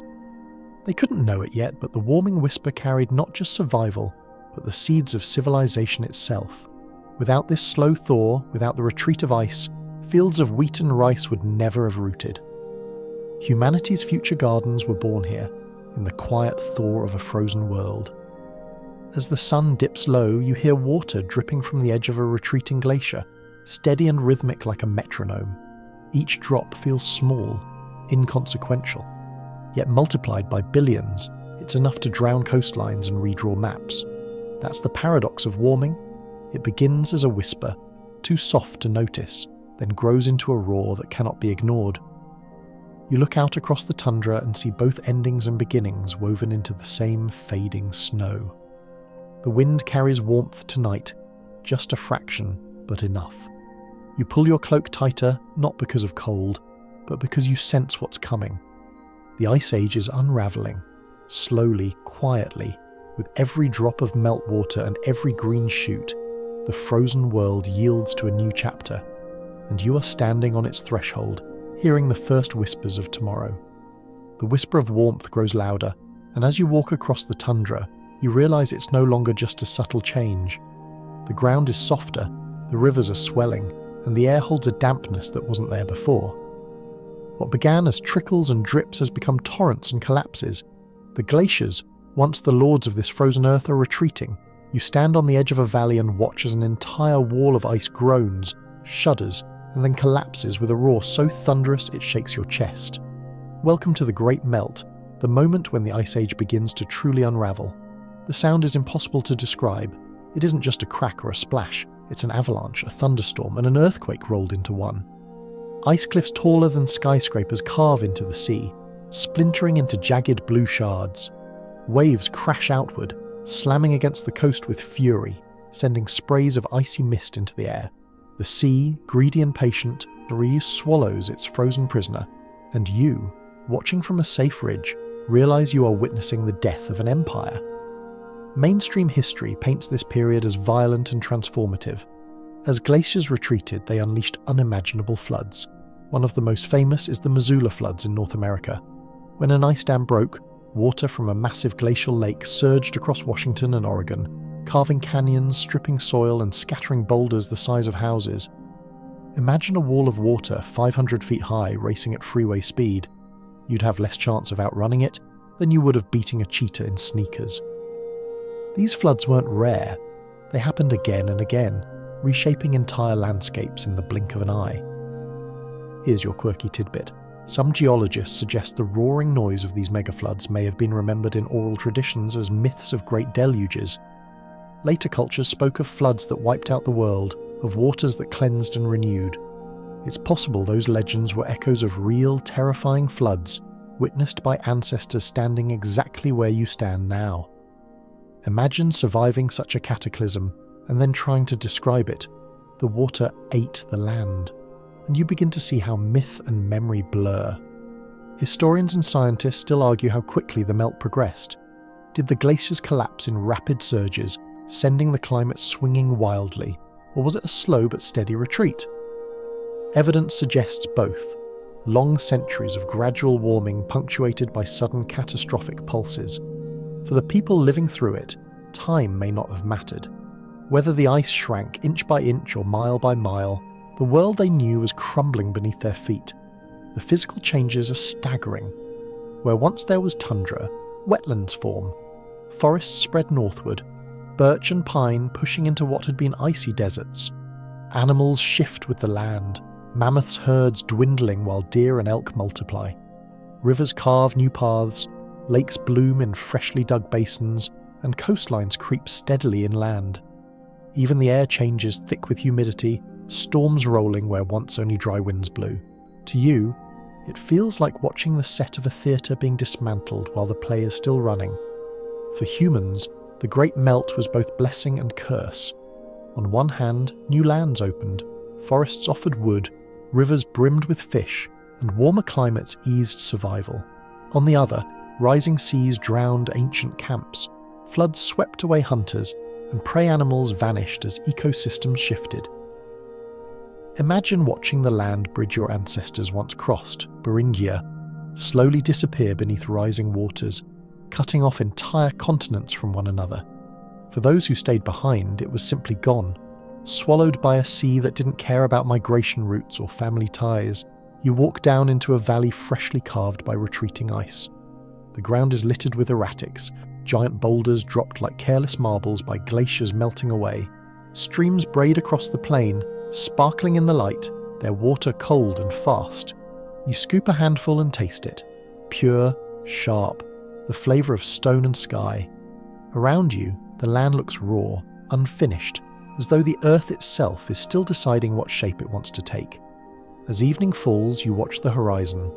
The last rays of sunlight strike a glacier face, and with a sound like cannon fire, another slab shears away, crashing into the sea. The spray catches the light, turning golden, almost beautiful. Yet beneath the beauty is loss. Every collapse erases a world. Every flood redraws maps. Every melt reshapes lives. The Great Melt is not a gentle transition. It is upheaval, merciless and magnificent. You take one last look at the retreating ice, its fractured face glowing blue in the twilight. Somewhere in its depths, ancient air bubbles pop, releasing whispers of atmospheres long gone. The Ice Age is ending, but not quietly. It is leaving with thunder, with floods, with a roar that will echo in myths and memories for millennia. And you, standing at its edge, know you've just witnessed the turning of an age. The Great Melt thunders behind you, glaciers crashing into seas and rivers roaring across plains, but another silence creeps in to replace the noise. You notice it first in the spaces between herds. Where once mammoths trudged shoulder to shoulder, now the horizon feels thinner, emptier. A bison trail looks half-used, the air less heavy with the musk of giants. The Ice Age isn't just melting, it's losing its voices. Extinction shadows lengthen across the land, and you feel them pressing closer with every step. The mammoth is the first ghost you sense. You remember watching them lumber through snowdrifts, calves nudging their mothers, tusks gleaming in the pale sun. Now their footprints are fewer, their bones scattered where herds once gathered. Starvation, warming, hunting, whatever the reasons, their dominance is waning. A lone bull lifts its head across the plain, trunk curling into the air, but the herd behind him is a fraction of what it should be. You realise you're watching the slow vanishing of a dynasty. Mainstream history lists the roll call of Ice Age extinctions like an elegy. Woolly mammoths, saber-toothed cats, giant ground sloths, woolly rhinos, cave lions, mastodons, Irish elk, and more. By the time the warming centuries settle, most of these icons will be gone. What remains are smaller, quicker, more adaptable creatures, the ancestors of the animals you know today. The Ice Age theatre once crowded with megafauna begins to empty, the curtain falling on its most dramatic cast. Here's your quirky tidbit. Some mammoths survived long after the rest of their kind vanished. On Wrangel Island in the Arctic, a population clung to life until just 4,000 years ago, meaning they were still around when the pyramids were being built in Egypt. Picture that. While pharaohs raised monuments in the desert, shaggy mammoths were grazing on a windswept island, oblivious to their status as living fossils. The world of ice and the dawn of civilization briefly overlapped, though neither side knew the other existed. Historians and scientists still argue about the causes of these extinctions. Was it human overhunting, relentless and efficient? Was it climate change reshaping habitats too quickly for giants to adapt? Or was it a lethal combination of both, with hungry humans dealing the final blow to species already weakened by warming? Some researchers even suggest disease or cosmic impacts played a role. The debate is ongoing, but whatever the answer, the result is written across the emptying plains. Absence. You kneel by a half-buried skull, tusks curling into the soil, lichens creeping across its surface. It feels like a gravestone, marking not just an individual, but an entire lineage. The silence around it presses in. No trumpeting calls, no thunder of hooves, no shadows stretching across the snow, just stillness, and that stillness feels heavier than any predator's growl. Other animals vanish just as quietly. The saber-toothed cats, once rulers of ambush, fade as their prey dwindles. Their teeth, so specialized, become liabilities in a changing world. The cave lions disappear too, leaving behind only bones and paintings on stone walls. Even the massive ground sloths and armored glyptodons succumb, their bulk no match for the combined pressures of climate and hunting. Each disappearance feels like a door closing, a narrowing of possibility. For humans, the losses are double-edged. On one hand, the vanishing of megafauna means less danger from predators and fewer giants to contend with. On the other, it removes resources once central to survival. Meat, hides, bones, fat. A mammoth carcass could sustain a community for weeks. No reindeer herd could match that abundance. The shift forces adaptation, more reliance on fishing, small game, plants, and eventually domesticated animals. The end of giants pushes humanity toward new strategies. You walk through a valley that feels haunted. Bones litter the ground, weathered by melt and time, while ravens pick at scraps left from some long-ago feast. The air carries no trumpets, no roars, only the whistle of wind through empty space. It's unsettling, this thinning of life. The Ice Age world you've walked alongside, dense with predators, giants, and mystery, seems to be fading before your eyes. And yet, extinction is never total silence. New voices rise where old ones vanish. Foxes dart more boldly across plains. Deer multiply, filling niches left by elk. Wolves, adaptable as ever, shift to chase smaller prey. Humans, clever and persistent, step into gaps with tools, strategies, and eventually farms. The world does not end, it transforms.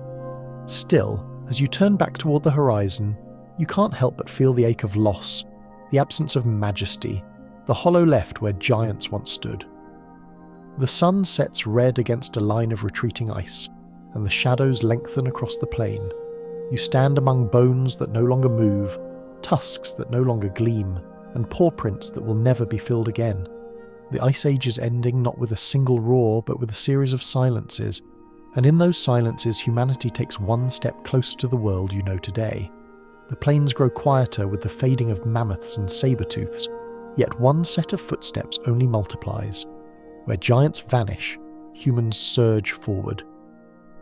You notice it in the trails stamped into the thawing ground, the camps that sprout along riverbanks, the fires that dot the night like constellations fallen to earth. The Ice Age is ending, but for people, it's only the beginning of a much larger journey. This is the era when humans spread wide, scattering footprints across continents and leaving traces in every corner of the world. You picture a small band moving eastward across the Bering Land Bridge, packs slung over shoulders, children trailing behind, hunters scanning the horizon.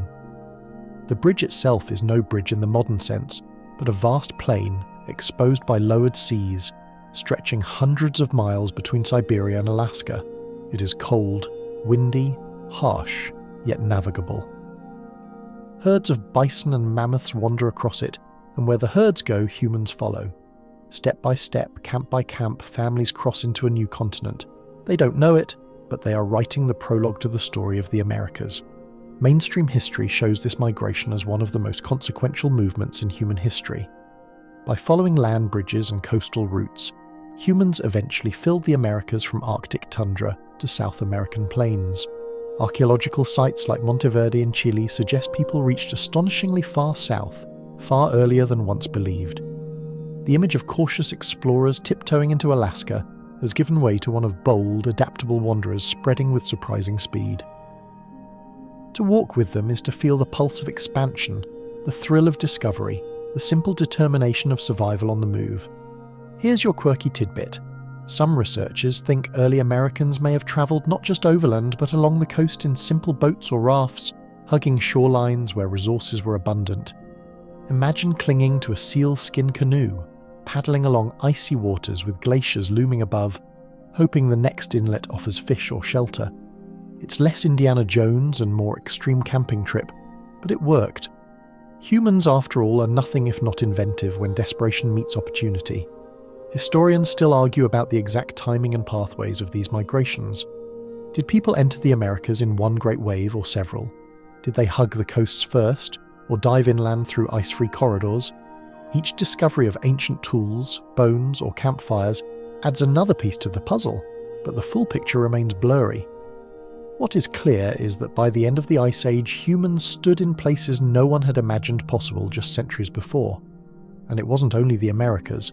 Across Europe, Asia, and Africa, people spread into new territories freed by retreating ice.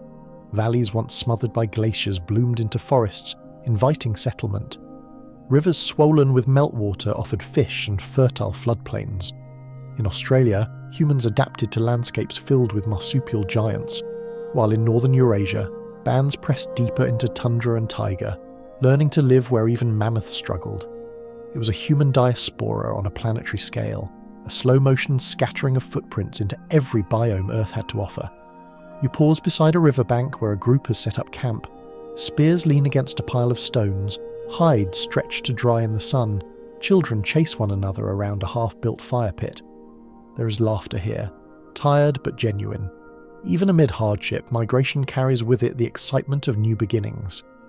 These families may never know how far their descendants will roam, but in their movements lie the seeds of civilizations yet unborn. The spread wasn't without cost. Moving into new lands often meant clashes with predators, with harsh climates, and sometimes with other human groups already established. Competition flared, alliances formed, knowledge exchanged or lost. Yet the sheer adaptability of humans made them resilient. They could live in Arctic chill, desert dryness, mountain thinness. With fire, tools, and imagination, they claimed niches where few others dared to try. The Ice Age world was vast, but humanity's persistence made it smaller, one step at a time. Imagine standing on a high ridge at twilight, looking out across a valley dotted with distant fires. Each spark marks a camp, each camp a story, each story part of the great expansion. The giants of the Ice Age may be fading, But humans are multiplying, connecting, exploring. They are no longer just surviving, they are thriving, testing the edges of the map, leaving their mark on every continent. You realize as you watch them that this spreading wide is not just about distance, it's about identity. Each group carries fragments of knowledge, ritual and memory, yet adapts to new landscapes in unique ways. Languages diverge, tools specialize, customs evolve. Humanity is no longer a single thread weaving through Africa and Eurasia. It is becoming a tapestry, varied, colourful, resilient. The Ice Age is ending, but the human age is only beginning. As the night deepens, you listen to the murmur of voices carried on the wind, different tongues, different songs, all stitched together by the same need to endure. Footprints trail behind into the snow, more ahead into the unknown. And you understand. The Ice Age was never just about cold or beasts or glaciers. It was about motion. And no creature carried that motion farther, wider, deeper than the humans now scattering across the earth. The humans spread wide, their camps dotting valleys and coastlines, their footprints pressed into mud that will harden into history. Yet as they move, they do more than hunt and build fires. They carry stories. Around each hearth, in every new land, voices rise in the dark, shaping memory into myth. The Ice Age may be ending, but its shadows linger in the imagination. Tonight, you sit near one of those fires and listen as legends of the ice are born. The storyteller begins softly, voice low against the crackle of burning fat. Children lean in, wide-eyed, while elders nod in rhythm with the tale. He speaks of a time when the world was covered in endless snow, when mountains were alive and breathed fire, when animals spoke and guided hunters through the storms. His hands move, casting shadows on the cave wall, so that the figures seem to walk in the flickering light. For these listeners, the story is not entertainment alone. It is memory, survival, identity. Mainstream history shows us that many cultures today preserve echoes of Ice Age life in their myths. Flood stories, for example, ripple across traditions worldwide. Perhaps they began with those catastrophic glacial outburst floods when walls of water devoured valleys. To the people who lived through them, how else could you explain such terror except by saying the gods had sent a deluge? Later, when humanity carried these tales into new eras, they evolved into sagas of world-ending floods and rebirth. Myth, memory, and geology dance together, inseparable. Here's your quirky tidbit. In Siberia, stories told by indigenous groups speak of mammoths living underground, surfacing only to die. It sounds fanciful, but imagine stumbling upon a perfectly preserved mammoth carcass emerging from melting permafrost. To ancient eyes, it would seem as though the beast had just crawled up from beneath the earth and expired in the sun. What seems like myth to us was, in fact, a poetic explanation of real observations. Legends often carry kernels of truth wrapped in imagination's cloak. Historians and anthropologists still argue how much of these myths can be traced directly to Ice Age experiences. Did the people who painted mammoths in caves tell stories that survived orally for millennia? Or are the similarities in global myths, floods, giants, trickster animals, simply products of the human mind, repeating patterns again and again? The debate swirls, but sitting here by the fire, you sense that memory is stubborn. The Ice Age was too immense, too formative, to fade without leaving its fingerprints on myth. The stories vary, but common threads weave through them. In one, a hunter faces a great lion whose roar splits mountains. In another, the stars themselves are frozen fires, placed in the sky to guide wanderers across snow. Some speak of a trickster, perhaps a raven, perhaps a coyote, who reshapes the world with mischief and cunning. Others tell of ancestors who became animals, their spirits guiding herds and hunts. These aren't fairy tales, they are maps of meaning, lessons wrapped in metaphor, warnings carved into words. As the fire burns lower, the storyteller grows more animated. He mimics the trumpeting call of a mammoth, the growl of a wolf, the hiss of wind through ice. The children giggle, then grow solemn as he describes the storm that swallowed hunters, the flood that carried away entire valleys. These aren't just entertainment, they're tools of teaching. Myths teach courage, humility, respect for forces beyond control. In a world where glaciers crack and predators stalk, myth is survival in narrative form. You close your eyes and let the voices wash over you. The cadence is hypnotic, the rhythm as steady as heartbeats. You imagine these same stories carried across generations, from Siberia to Alaska, from Europe to Africa, reshaped but never erased. A child listening here might one day repeat the tale to their own children in a new land, adding details, blending memory with imagination, until the myth takes on a life of its own. That is the magic of story. It outlives those who tell it. Step outside for a moment, and the night sky feels vast, stars scattered like frozen sparks. To the people of the Ice Age, those stars surely carried stories too. Hunters chasing prey across the heavens, spirits lighting the path, ancestors watching from above. Astronomy begins here, not with telescopes but with imagination sparked by cold nights and endless skies. Myth becomes not just a way to explain the past, but a way to navigate the present. The fire crackles one last time, sparks rising like fleeting stars. The storyteller's voice fades, replaced by the hush of sleepers settling under furs. The legends linger though, drifting in the air carved into memory. You walk away from the camp, heart warmed not by flames but by the realization that myth is as much a survival tool as fire or flint. The Ice Age gave humans more than challenges. It gave them stories, and those stories still ripple in our minds today. The legends echo behind you, floods, spirits, trickster animals. Yet as you step forward, you're no longer walking through the Ice Age itself. You're walking through its shadows, its remnants, the traces it left behind for us to uncover. The glaciers may have melted, the mammoths may have fallen silent, but the earth is still littered with evidence of that frozen era. Tonight you follow those traces, piecing together the story of the ice from the fragments it left in soil, stone, and bone. You begin with bones. In Siberian permafrost, mammoth tusks curl like ivory question marks, their surfaces etched by thousands of years underground. In tar pits like La Brea, the skeletons of saber-toothed cats and dire wolves tangle together, jaws agape as if still caught mid-battle. In caves, you find human remains, buried with ochre and ornaments, whispering of rituals long gone. Each bone is a clue, a line in the unfinished book of the Ice Age. Archaeologists read them the way you'd read a diary, except this one was written in calcium and stone. Then there is ice itself. Scientists drill cores deep into Greenland and Antarctica, pulling up cylinders of frozen time. Each layer traps air bubbles, tiny prisons holding the atmosphere of ages past. In those bubbles, you can taste the air mammoths breathed, measure the carbon dioxide that rose and fell, track the rhythm of warming and cooling. It's as if the Earth kept receipts, and now scientists are finally checking them. Through those cores, we know that the Ice Age wasn't one long freeze, but a cycle of breath.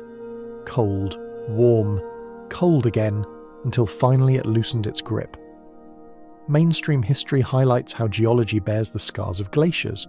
Valleys carved into U-shapes, moraines piled high with rocks bulldozed by ice, boulders stranded hundreds of miles from their origins, the Great Lakes in North America, glacial handiwork, fertile soils across Europe and China, gifts of glacial dust. Even the rolling hills you may drive past on a summer holiday might once have been shaped by a mile-thick sheet of ice grinding across the land. The traces aren't hidden, they're everywhere if you know how to look. Here's your quirky tidbit.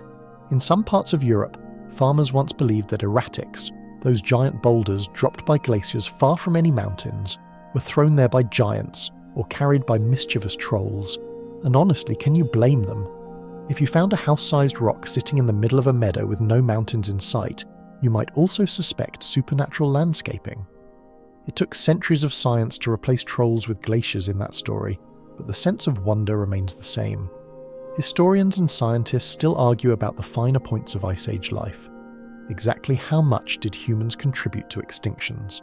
How quickly did warming unravel ecosystems? How many migration routes were taken, and when? Every new fossil, every new cave painting, every new DNA sample stirs the debate. Far from being a closed book, the Ice Age is a living mystery, one we continue to piece together with each discovery. You can almost hear the debates in lecture halls. Was it climate? Was it humans? Was it both? Echoing like modern campfire stories. You stand on a modern hillside, grass whispering around your boots, and trace the valley below. To most eyes, it's just pretty scenery. To you, it's a signature. A glacier once passed here, dragging rock, gouging soil, sculpting beauty out of violence. That lake shimmering in the distance, a relic of meltwater, the soil beneath your feet, fed by glacial dust.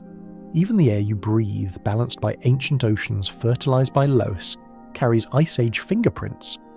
The traces aren't ancient curiosities, they are part of the present, stitched into daily life.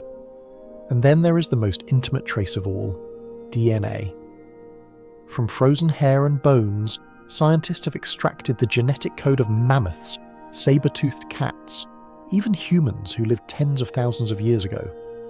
That code tells stories no bone alone could reveal, who migrated where, who interbred with whom, how closely you yourself are tied to people who once painted mammoths on cave walls. You carry the Ice Age in your blood, your ancestry shaped by those who walked across frozen land bridges and hunted beneath auroras. The past is not behind you. It flows in your veins. The sun sets slowly, painting the sky in warm gold, and you feel the Ice Age receding like a tide. Its glaciers may be gone, its megafauna mostly silent, but its traces are everywhere. In the land, in the air, in your body. You've walked through its frozen valleys, listened to its predators, huddled by its fires, and now you stand in the present, seeing the fingerprints it left behind. The Ice Age is not truly over. Its echoes linger in myths, in stones, in the very climate we still wrestle with. But for tonight, you let those echoes soften. You close your eyes, hear the last trumpets of mammoths, the last whispers of glaciers, the last sparks of fire in a cave. The traces are enough. They keep the story alive. And now, as the journey ends, you let yourself slow down. The roar of floods, the crack of glaciers, the growls of predators. They fade, one by one, until only stillness remains. The air softens, the cold retreats, and the landscape around you becomes less a stage of survival and more a dreamscape, quiet and tender. You picture a horizon where ice glows faintly under moonlight, but it no longer threatens, it rests. The world is no longer in upheaval, but in repose, and you too are invited to rest. You breathe deeply, feeling each inhale grow slower, each exhale longer. The stories you've carried, of mammoths, of hunters, of painted caves, settle like snowflakes, drifting gently through your mind. They do not demand thought anymore. They simply exist, soft reminders that the world has always shifted, always transformed, always endured. You let your steps slow, as though walking through soft powder, each footprint sinking quietly, leaving only the faintest trace. Around you, the silence thickens, but it is no longer lonely. It is comforting. A blanket drawn over the earth. The firelight fades, the stars dim, even the rivers under glaciers hush to a trickle. All that remains is calm. And as you drift with it, you realize that you too are part of this long story, woven into the same fabric as the caves, the rivers, the animals. The Ice Age passes, the world warms, the story continues. But for now, you can let it go. You can let yourself drift into your own season of rest, carried by the same quiet resilience that guided humanity through ice and fire. Sleep comes easily now. The traces are enough. The story waits for you tomorrow.